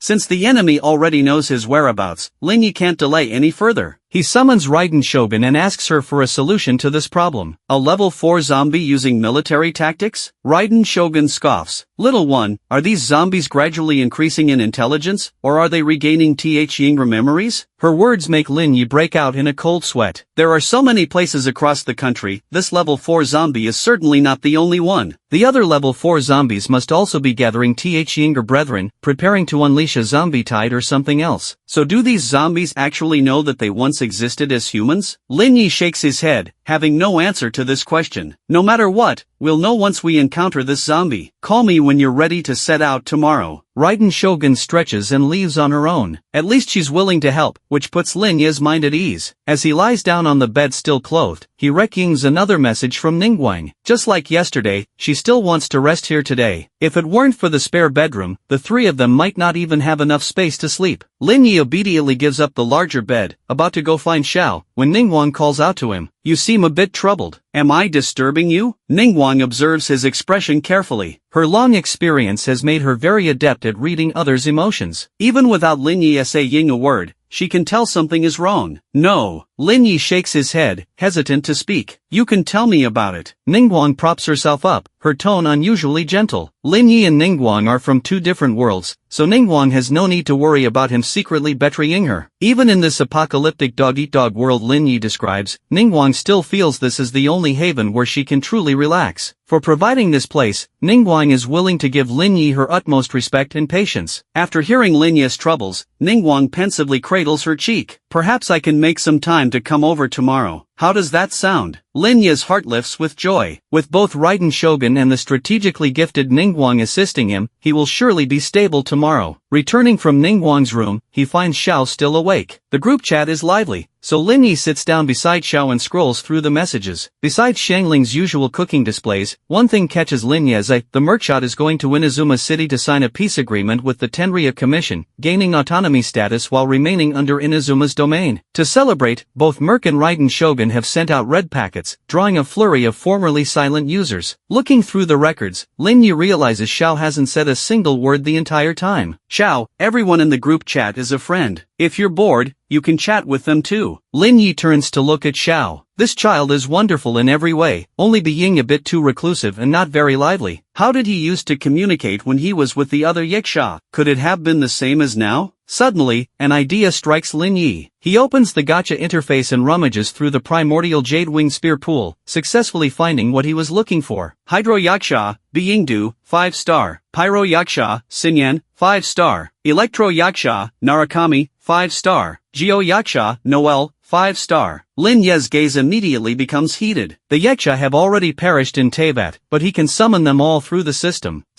If I pull the dead adepti from the gacha pool, can they return to Teyvat? Lin Yi is filled with eager anticipation as he waits for the system's response. The adepti characters who have died in Teyvat cannot return to Teyvat, but can only follow the protagonist. This answer is within Lin Ye's expectations, not causing him much disappointment. They're already dead, so why can I still pull them? The key question is, are the ones he pulls even truly them? The ley lines of Teyvat record everything. As long as the ley lines are not completely destroyed, the memories of all things in Teyvat will never disappear. The system's words, void of any emotion, nonetheless stun Lin Yi. If that's the case, then this system must also be a manifestation of the leyline forces. Why would the world tree do this? Lin Yi really wants to uncover the connections, but his brain capacity is limited, and he falls asleep without finding the answer. When he wakes up, it's already morning. Xiao sits in front of him with an apologetic expression, staring directly at him. Lin Yi suddenly feels a chill down his spine. What happened to him? He checks his health, and it's full. His relics and weapons are all intact. What could the problem be? Master Lin Yi, I must leave now. With a lowered voice, Xiao speaks in Lin Yi's puzzled gaze. Li Yue cannot be left unattended. Now that my injuries have healed, it is time for me to return to Teyvat as per our contract. Lin Yi re-examines Zhao's status, the debuffs have disappeared, and all his attributes are normal. Xiao is always mindful of Li Yue, so Lin Yi cannot forcefully keep him. All right, he agrees, then sends a message to Zhongli as well. After all, Xiao was entrusted to him by Zhongli, so he should at least inform him of Zhao's departure. Zhongli quickly replies, Zhongli, I'm aware. Lin Yi feels relieved, and is about to prepare his own breakfast when he reckings a message that Raiden Shogun is coming over. Why is the priestess here so early? Lin Yi is a bit surprised, but Raiden Shogun waves the items in her hands. If all goes well, you were probably going to have simple food for breakfast again, so I brought you a meal in advance. In her hands are authentic Inazuman delicacies that can't be easily found outside the region. Lin Yi naturally takes the bag, feeling the warmth emanating from it, and his heart warms as well. Thank you, priestess. If Raiden Shogun hadn't brought him food, Lin Yi would most likely be eating instant noodles. While instant noodles for breakfast isn't the best, as a homebody, Lin Yi doesn't really mind. Go ahead and eat. We have a busy day ahead. Raiden Shogun sits down beside him, gazing contemplatively at the zombies outside the window. Lin Yi quickly finishes the meal, then joins Raiden Shogun in observing the situation outside. There are more zombies than yesterday. Although he cleared them out once yesterday, the number of zombies downstairs has increased significantly. Little one, are you afraid? Raiden Shogun looks at him with a half-smile. Lin Yi puffs out his chest. What's there to be afraid of? I'm just concerned the level 4 zombie might cause trouble from behind. Raiden Shogun extends a slender finger, tapping his chest. Is that so? Then I'll just have to wait and see. Raiden Shogun's eyes are coquettish, every expression and gesture carrying a seductive air. Lin Yi steadfastly avoids her gaze, silently reciting a mantra in his heart. Form is emptiness, emptiness is form. Raiden Shogun walks behind him, her arms crossed. While they are weaving through the horde of zombies, she appears entirely relaxed, as if strolling in her own backyard garden. In comparison, Lin Yi feels far more constrained. Lin Yi has to be extremely focused, carefully maneuvering his spear to fend off the zombie attacks, lest they harm Raiden Shogun. When Ying was here previously, Raiden Shogun would immediately join the fight. But now it's just the two of them, and Raiden Shogun simply doesn't lift a finger. Miss, you couldn't possibly be here just for sightseeing, right? Lin Yi grimaces as he narrowly kills a zombie that was about to reach Raiden Shogun. Is she intentionally tormenting him? Didn't you yourself say you wanted me here today as a strategist to help you plan? Raiden Shogun blinks innocently. Or did you expect me to fight alongside you while I'm helping you devise a plan? Oh my, little one, you're really too greedy. Lin Yi sighs heavily. The pit he's dug for himself, there's no turning back now. However, Raiden Shogun isn't completely uninvolved. When Lin Yi is too preoccupied to defend himself, she'll mercifully lend him a hand before a zombie can attack. By the time they finally exit the street, half an hour has passed. Lin Yi breathes a sigh of relief. He's never found clearing out zombies to be this difficult before. It's all Raiden Shogun's fault, no doubt. Little one, the real battle is still ahead. Surely you're not spent already? But before Lin Yi can catch his breath, Raiden Shogun's voice rings out again. As she said, awaiting him beyond Liangyuan Street is not a tranquil respite, but more zombies. You guys have no sense of honor. Not only is it a case of outnumbered, they're now playing a war of attrition. This is really not taking themselves seriously at all. Of course, Lin Yi won't be foolish enough to take on so many zombies alone. He immediately starts summoning his companions. Venti, Klee, Xiangling. However, only these three respond to his call. It's not mealtime right now, but I can come help out. I'll have to head back for lunch later though, Xiangling says, activating her burst skill while chatting with Lin Yi. I might have slept too much lately, I feel so tired. Venti yawns, muttering words that could get him beaten up. The dragon spine in Mondstadt is having issues, and you, the Anemo Archon, are still sleeping? Lin Yi is truly impressed by Venti's ability to overlook such matters. If it were Narukami, she'd probably be in a panic by now. The Knights of Favonius are working hard, and I'm so weak, I can't really be of much help even if I go. Venti blinks. With such excellent citizens, it doesn't really matter whether I, the god, lend a hand or not. Lin Yi has never seen a god be so nonchalant about shirking responsibilities. Even among the seven, Venti is likely one of a kind. Klee has been helping out at the Snow Mountain too. But Big Brother Alhaitham gave me a new type of Jumpy Dumpty bomb to test at the lock near the winery. Hee so I ended up blowing up some fish there later. Klee takes out the new Jumpy Dumpty bomb to show everyone. Lin Yi strains his neck but can't see any differences. This new type is lighter in W-Yinked and has even stronger explosive power. Klee super loves it. Klee drawls, expressing her affection for the new bomb. If Brother Alhaitham could make more Jumpy Dumpties for Klee, and cover all of Mondstadt with them to form a new Jumpy Dumpty army, Captain Kitching would be so happy. Klee openly shares her grand dream, and Lin Yi can only facepalm. If the scene Klee described actually happened, Kitching would definitely not be happy at all. Little Klee's idea is quite interesting. You should come to Inazuma and try it out sometime. Before Lin Yi can criticize this utterly absurd dream, Raiden Shogun bends down to give Klee an affirmation. I can provide a place for you to store all the Jumpy Dumpties, little Klee. How does that sound? Really? That's amazing. Big sister Raiden Shogun is so kind. Klee agrees. Klee's eyes widen. This is the first time she's heard someone validate her idea. Then Klee will prepare hundreds of Jumpy Dumpties to fill up all of Inazuma City. In Klee's eyes, hundreds is already a huge number. She stretches out her arms as wide as she can, making a big circle. And Klee wants to make a supersized Jumpy Dumpty, as big as the one in Mondstadt Square. If you really make one that big, won't it end up crushing the statue of the Anemo Archon? Xiangling exclaims,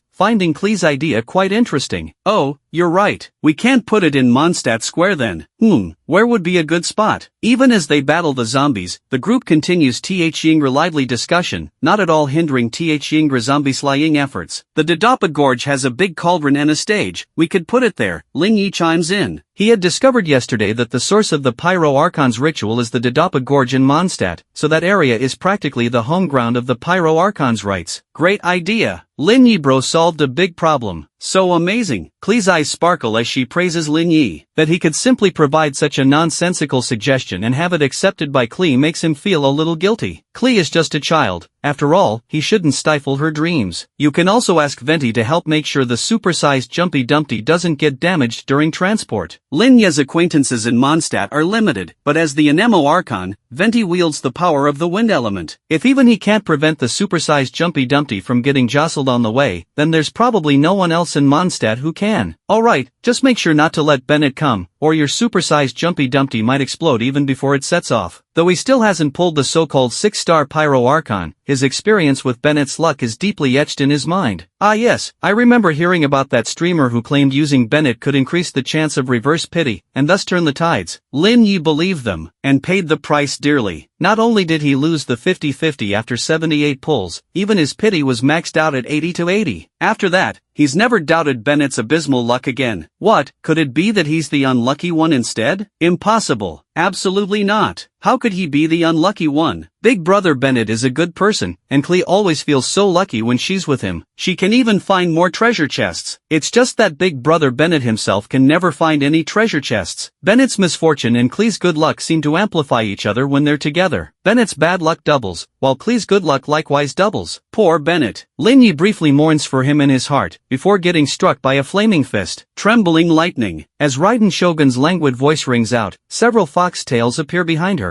The level 3 zombie's fist, just mere centimeters from Lin Yi's face, triggers an overload reaction and blasts off into the sky. Jumpy Dumpty Bomb. Seizing the opportunity, Klee tosses a Jumpy Dumpty, sending the still airborne level 3 zombie FL Ying even higher. The wind is rising. With Venti's burst skill off cooldown, he aims and unleashes it in that direction. The poor level 3 zombie is swept up into the storm center, not even able to let out a single cry before meeting its demise. Lin Yi watches the smooth combo takedown and clicks his tongue. Having a group effort is really necessary. If it were just him alone, he definitely couldn't handle so many zombies. Speaking of which, when did level 3 zombies become so rampant? Just in this short while, there were over 20 level 3 zombies involved in the battle. Based on the patrol routes he saw yesterday, these level 3 zombies were from the entire 5-block area. How did they all end up converging on him? Under Lin Yi's puzzled gaze, the last level 3 zombie also perishes under the group's coordinated assault. Narukami finally responds to his call, sparing Lin Yi the trouble of individually collecting zombie crystals. Narukami releases a skill, sweeping across the area like a QR code scan. The next moment, the crystals all fall into the small pouch Lin Yi had prepared, clanging against each other. These gods truly possess greater powers than ordinary people. Lin Yi muses that in the game, Narukami's skill could only collect 5 dropped items. But now, with just a simple sweep, she's gathered all the zombie crystals. How's the situation in Sumeru? With Raiden Shogun leading the way, Lin Yi simply follows along like a lifeless fish, abandoning any thoughts of deduction. Narukami accompanies him, falling behind the group, the perfect opportunity for a quiet conversation. The situation in the chasm has been brought under control, but it seems the academia has discovered my presence. They've tightened the surveillance on the Temple of Purification, so I'll likely have fewer chances to come out from now on. The Grand Sage previously never even considered the possibility of Narukami being able to leave the Temple of Purification. But now, his visits there have become increasingly frequent, out of suspicion. To avoid arousing his suspicions, Narukami has to reduce her interactions with Lin Yi. You're the Yingti of this nation of Sumeru. You shouldn't be controlled and confined like this by the Grand Sage. Just hearing Narukami say these words, Lin Yi already feels pain for her. She's clearly the sovereign of this country, yet has been reduced to a prisoner. It's alright, they're keeping me here for my own safety. Narukami shakes her head. I'm not as powerful as the other gods. Even among the gods, I'm still just a child. Narukami's heart is pure and kind, wanting only to bring prosperity to the people of Sumeru. Even with how the Grand Sage treats her, she is willing to repay with virtue. I'll rescue you as soon as I can. Lin Yi gently pats her head. Many things are beyond his ability to change, but Lin Yi still decides to head to Sumeru. The Fatui lackey should be arriving soon as well. When that happens, Sumeru will be plunged into a new crisis. His original plan was to cut this off before it could come to pass, but now it seems that if these events don't actually occur, Narukami may not be able to muster the resolve. Destruction must precede reconstruction. Lin Yi already has an idea in mind.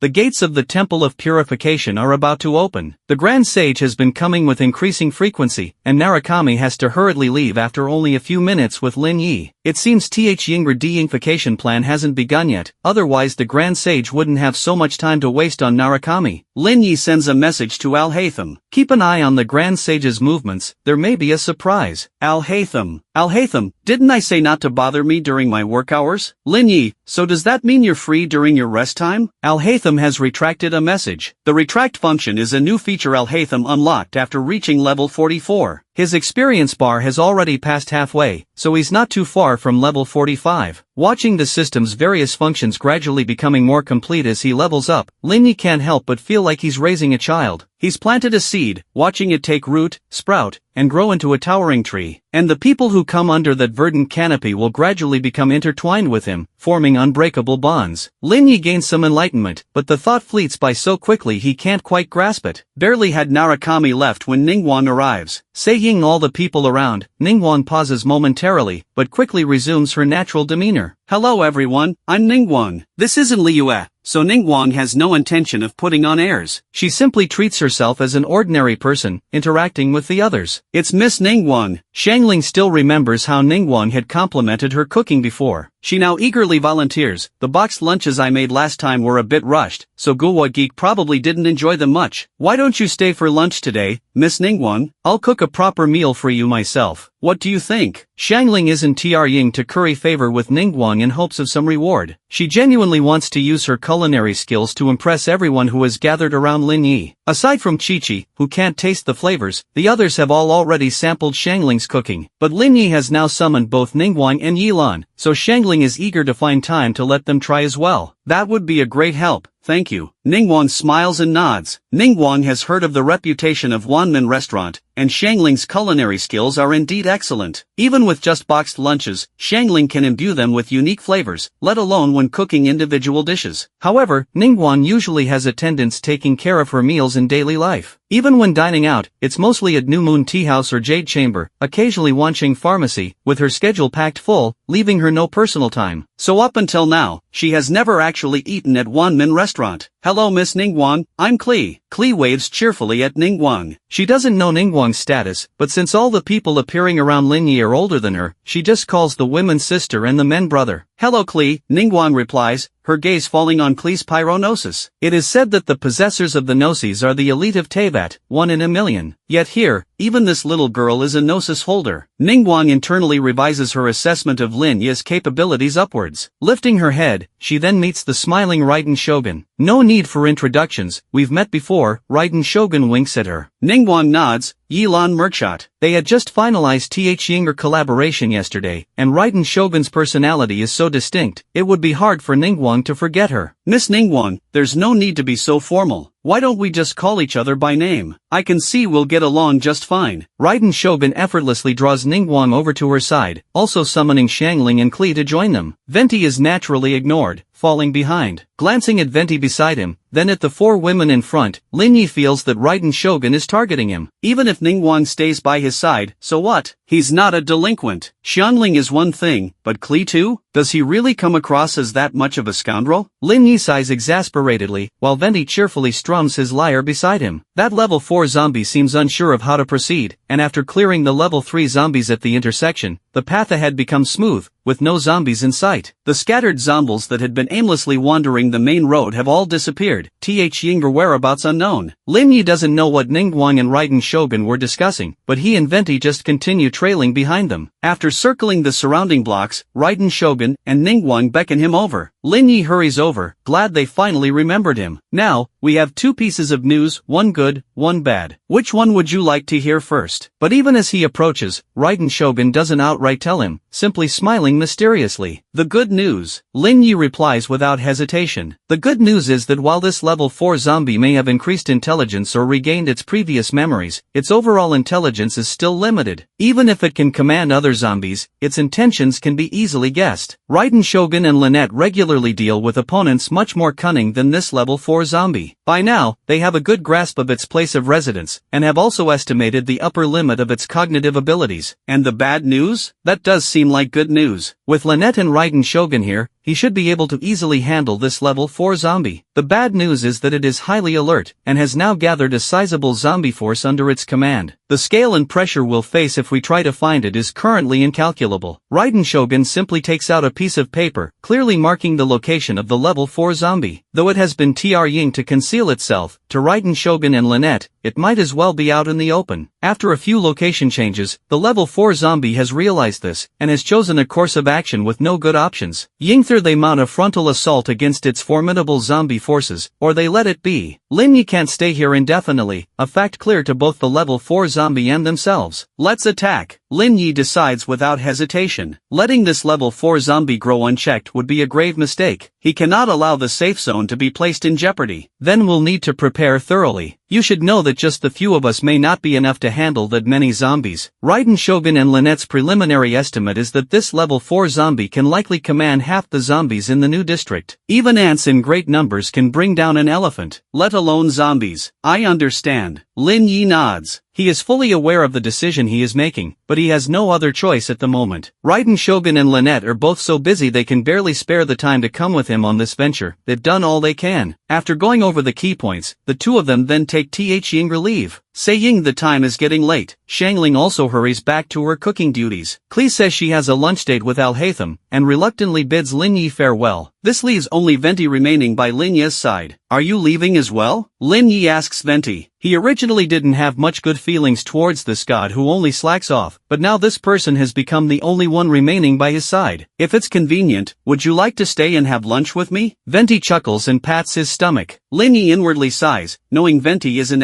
Ying just to accompany him. Alright, let's eat together. I happen to have an open bottle of wine here. After all, Venti is a god of Tevat, so dining with him is already an honor. Lin Yi, you're truly a good friend of mine. You have no idea, lately with the Knights of Favonius all busy, no one's been treating me to drinks. Venti gets excited immediately. Normally, it would be the Knights or Yinger families who would invite him for drinks. But lately, with the situation in Dragonspine, everyone has been preoccupied, and he can barely get anyone to buy him a drink, let alone a meal. If you ever feel lonely, you can invite me to meals too. I'll even keep you company for free. Venti's motives are transparent, easily seen through by Lin Yi. Ah, so you just don't have anywhere to eat. Hee, eating with company is always better than alone, no? While knowing Venti is just making excuses, Lin Yi doesn't refuse. He's right, Lin Yi doesn't currently have any issues with supplies. Having one more person to share a meal with is no big deal. Lin Yi surprisingly takes on the cooking duties himself, and though his culinary skills are lacking, Venti has no complaints, instead complimenting the areas he can improve on. This dish, the main thing is that it's edible. This one here, looks reasonably safe. Venti racks his brain searching for words of praise, but Lin Yi simply sets the bowl down in front of him with a blank expression. If I really can't find anything good to say, let's just skip the compliments.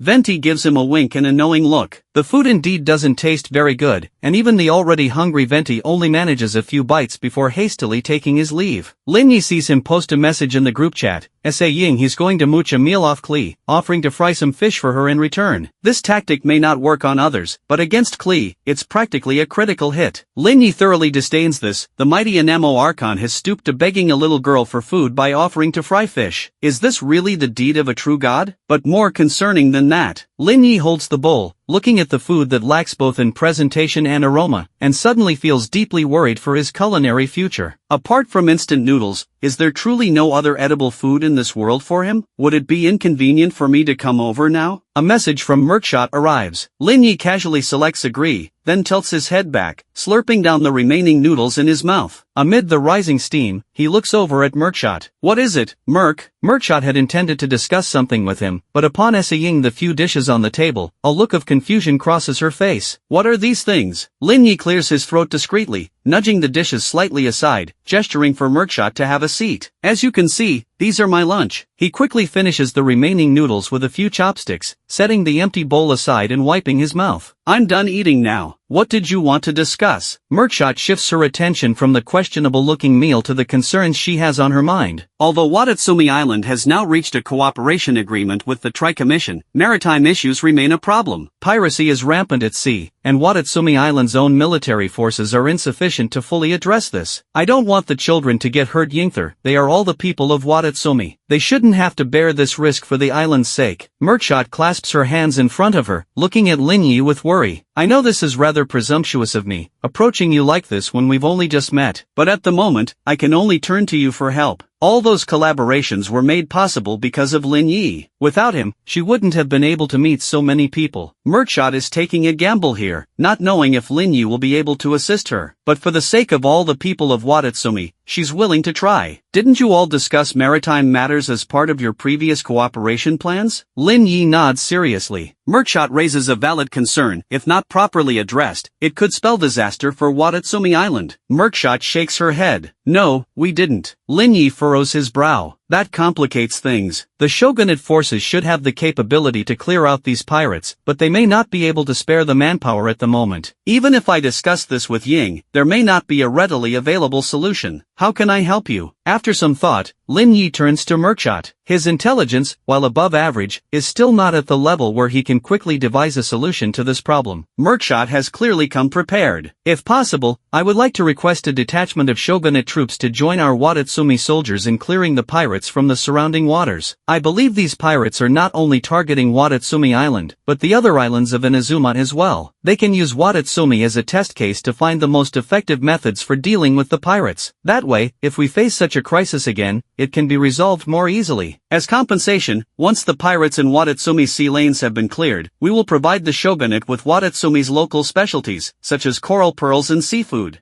Murkshot lays out her proposed plan and waits for Lin Yi's response. It's true that Inazuma is facing internal issues. The Tri-Commission leadership has changed, and most matters have fallen to the Tenryou Commission. If you're looking to pull shogunate forces at this juncture, it may prove quite difficult. Lin Yi sighs. Murkshot is coming out of necessity, and Inazuma itself is in a precarious state. This is a real headache for him. Murkshot's expression falls with disappointment. I see, so that's how it is. I've caused trouble for you, Lin Yi. I'll try to think of something else. She prepares to leave dejectedly, but Lin Yi reaches out and grasps her wrist. Hold on, I have an idea. The true potential of a person can indeed be drawn out when pushed. Since these pirates have been harassing you frequently, they must be operating in an organized manner. Individual soldiers wouldn't be able to achieve the kind of coordinated effort you described. I suggest you first send people to investigate, find out the location of Th Yingr lair or gather intelligence on Th Yingr organization. Then inform the Inazuman leadership, so they can dispatch troops to directly attack the pirates' stronghold. This way, the efficiency will improve significantly, and the scattered pirates will be deterred from daring to target you further. What do you think of this plan? Lin Yi's proposal was essentially forced out of him, but given the need to save time and maximize efficiency, this seems to be the best approach for now. Lin Yi, you're truly brilliant. To come up with such a wonderful idea. Murkshot's eyes widen in surprise and delight. If you think this method is viable, I'll go let Ying and the others know, so the shogunate forces can cooperate as much as possible. Lin Yi feels a little embarrassed at the praise. After all, Murkshot is a strategic thinker in Inazuma herself. Of course it's viable, there's no better plan than this. I'll go inform them right away. Murkshot nods firmly, and before leaving, turns back to glance at Lin Yi one more time. Next time I come, I'll bring some of Watatsumi's specialty foods. Ha! But Murkshot has already departed before Lin Yi can respond. His own meal was perfectly edible, certainly not some dark culinary creation. Lin Yi prepares to take a reasonably presentable photo of the food to post in the group chat, along with a clarification. However, upon opening the chat, he sees the lavish lunches Shangling has prepared for Raiden Shogun. The plating and colors are simply perfect. This is followed by Klee's roasted fish and Al-Haytham's homemade dishes, all looking incredibly appetizing. Venti has already joined them, clutching the wine he managed to swindle from Lin Yi. Even Raiden Shogun has shared a photo of her lunch from Kuju Kamaji's, the braised tofu ramen looking incredibly tempting, with a glimpse of her purple skirt in the corner. Lin Yi looks at his own heavily filtered, blurry food photo, and without hesitation, presses delete. Posting it now would only be self-deprecating. He'll endure it. Ying arrives half an hour later, having read Lin Ye's message, naturally very curious about the situation. Your handling of this is excellent. The shogunate forces in Inazuma currently have issues with troop deployment, and it may take a few days for them to fully rectify the situation. Ying nods in approval. Watatsumi Island has been suppressed for too long, and with the recent troop withdrawal, rejecting Merkshot's proposal may invite criticism. Lin Ye's delaying tactic is well executed. I'm glad I could be of help. Lin Yi responds with a grateful smile. Ying reaches out her hand, hesitating for a moment before placing it atop Lin Yi's head. You've done well. Thank you for your efforts. This is a gesture Lin Yi usually reserves for Chi-Chi and Klee, so having Ying do it to him feels a bit strange. I've heard about the level 4 zombie from Raiden Shogun. Ying withdraws her hand, her expression becoming more serious. If you want to kill it, then kill it. Her words carry an undercurrent of lethality. Narrowing her eyes, the majestic aura of the Raiden Shogun naturally emanates from her. In this moment, everything seems insignificant before her. Lin Yi realizes that Ying is a true powerhouse. She has never encountered any adversary that her unimpeded blade cannot sweep away. Understood. Lin Yi nods. Ying's support gives him a significant boost in confidence. Now he can call upon 5 people to assist in the battle. Ying, Zhongli, and Venti are essential. Ying's skills and strength will provide him with invaluable aid. Xiangling's fire-related abilities are equally indispensable. That leaves one remaining spot. Lin Yi scans through his meager roster of characters. Even with 5 slots, he can barely assemble a proper team, having to cobble together whatever he has. Narukami is unavailable, and while Klee is fortunate, her attack style may not be suitable for this confrontation. Chi-Chi is too busy treating the affected Liyue residents to join. Ningguang is completely occupied with Liyue matters and cannot be spared. Merkshot and Raiden Shogun need to remain to push forward the cooperation between Inazuma and Watatsumi Island. Who else is left? Alhaitham? Lin Yi hesitates, then opens a private chat with Alhaitham. After explaining his intent, Alhaitham's response comes quickly. Alhaitham, I am but a lowly bureaucrat, with little combat ability to speak of. Alhaitham, do not expect a desk jockey like myself to join you in battle. Lin Yi twitches his mouth, silently closing the chat window. Xiao can accompany us as well. Zhongli seems to understand Lin Yi's predicament and proactively makes the suggestion. With Zhongli's shield, Zhao's fragility will not be an issue. Lin Yi's eyes light up. That's right, Xiao. Zhao's combat prowess is well known. His presence will surely ease the burden on Lin Yi. With the 5-member team assembled, Lin Yi inquires the system again. Confirming that the primordial ones can appear alongside the characters without copying slots, Lin Yi's expression brightens. However, as he opens the primordial one interface, his smile quickly fades. 40 polls, and only 2 available primordial ones? This gacha is a joke, isn't it? Pulling all these weapons that he can't even let the others use, what a ripoff. As Lin Yi laments, the system suddenly pops up a notification. The weapons obtained from the primordial one gacha can also be used by the host. Ha! Lin Yi's eyes widen. The next moment, a massive axe appears in his hand. Surging with abundant electro-energy, Lin Yi grips the handle and can feel the substantial boost he'll wreak Kingvi by using this axe's electro-abilities. So this is the effect of the primordial one weapons. Lin Yi tries out a few more weapons. The Rift-Horde Shaman's staff can enhance the power of spells, the axes can reduce the consumption of corresponding elemental energy, and the Rift-Horde's bow has a homing effect that can apply elemental infusions. These are functions that the character's regular weapons do not possess. The only downside is that the primordial one weapons cannot be upgraded, they remain static. After thoroughly testing them, Lin Yi stores the weapons back in his inventory. The primordial ones in Teyvat have Ying's own unique characteristics, not just in terms of characters, but also Ying equipment. How exactly are they recorded in the ley lines? Lin Yi ponders whether the primordial ones in Teyvat might be completely separate systems. Lord Barbados, Mr. Lin Yi, Xiao has arrived. When Lin Yi summoned him earlier, Xiao said he was clearing out some hilichurls and would be a bit late. Lin Yi took that opportunity to study the primordial one weapons. Alright, now that everyone is here, let me go over the battle plan. Lin Yi claps his hands, drawing the attention of the group. He then releases the Pyro Spectre and the Hydro Mimic. Instantly, everyone except Zhongli and Venti draw Ying weapons. Ying's polearm and Zhao's are already poised to strike the Pyro Spectre. Ying, hold on, she won't attack us. Lin Yi quickly intervenes. It was no easy feat to obtain a Pyro Spectre. He can't have Ying just slice it up. Ying narrows her eyes, scrutinizing the Pyro Spectre. The Spectre hugs her shaman staff tightly, Ying to make herself as inconspicuous as possible. She's a hilichurl. Xiangling is wary, having never seen a non-hostile hilichurl before. Xiao has encountered one previously, so he doesn't react unusually. Yes, she's one of the beings I've summoned from Teyvat. She's on our side now. Lin Yi explains the Pyro Spectre's origins, then gestures to the floating Hydro Mimic. This mimic is too weak, but it can heal you all if you get injured. Its healing can be the focus. The slow-moving little water ball may have a locking skill, but its long wind-up makes it unsuitable for dealing with hordes of zombies. Better to use it as a mobile health pack. With Lin Yi's explanations, the group finally accepts the strange creatures as his companions. After all, it's Lin Yi, the one who has brought them all together from different worlds. Given his impressive strength, being able to tame hilichurls is not that surprising. Zhongli seems to have thought of something and sends Lin Yi a private message. Zhongli, is this a new ability of yours? Lin Yi, I suppose you could say that. I just haven't had the chance to use it until now. Zhongli, what you mentioned before about the Eternal. Lin Yi, I'm not sure if you'd be able to help with that. I'll try my best though. The Primordial One gacha is not something that can be manipulated, the results are entirely determined by luck. And with the vast array of species from across Teyvat, even the Seven would likely be unable to modify it. It is indeed a troublesome matter. Lin Yi shakes his head. After explaining the plan for tomorrow, everyone heads off to rest. As Lin Yi lies in bed, half asleep, he hears the system's voice. Congratulations, host, on binding the system for 100 days. The Primordial One rate-up pool has been unlocked. The featured Primordial One for this period is Lady. Special storyline trigger. If the host pulls the corresponding rate-up Primordial One, they can enter the character's growth progression and increase the 5-star Primordial One's affinity, gaining the right to fight alongside them. During the pool's duration, the drop rate for the 5-star Primordial One lady will be greatly increased. If a non-lady 5-star Primordial One is obtained, the next 5-star pull will definitively be lady. These details are all clearly displayed in the Primordial One gacha, but Lin Yi, lost in slumber, has not noticed them. Meanwhile, the group chat has become lively.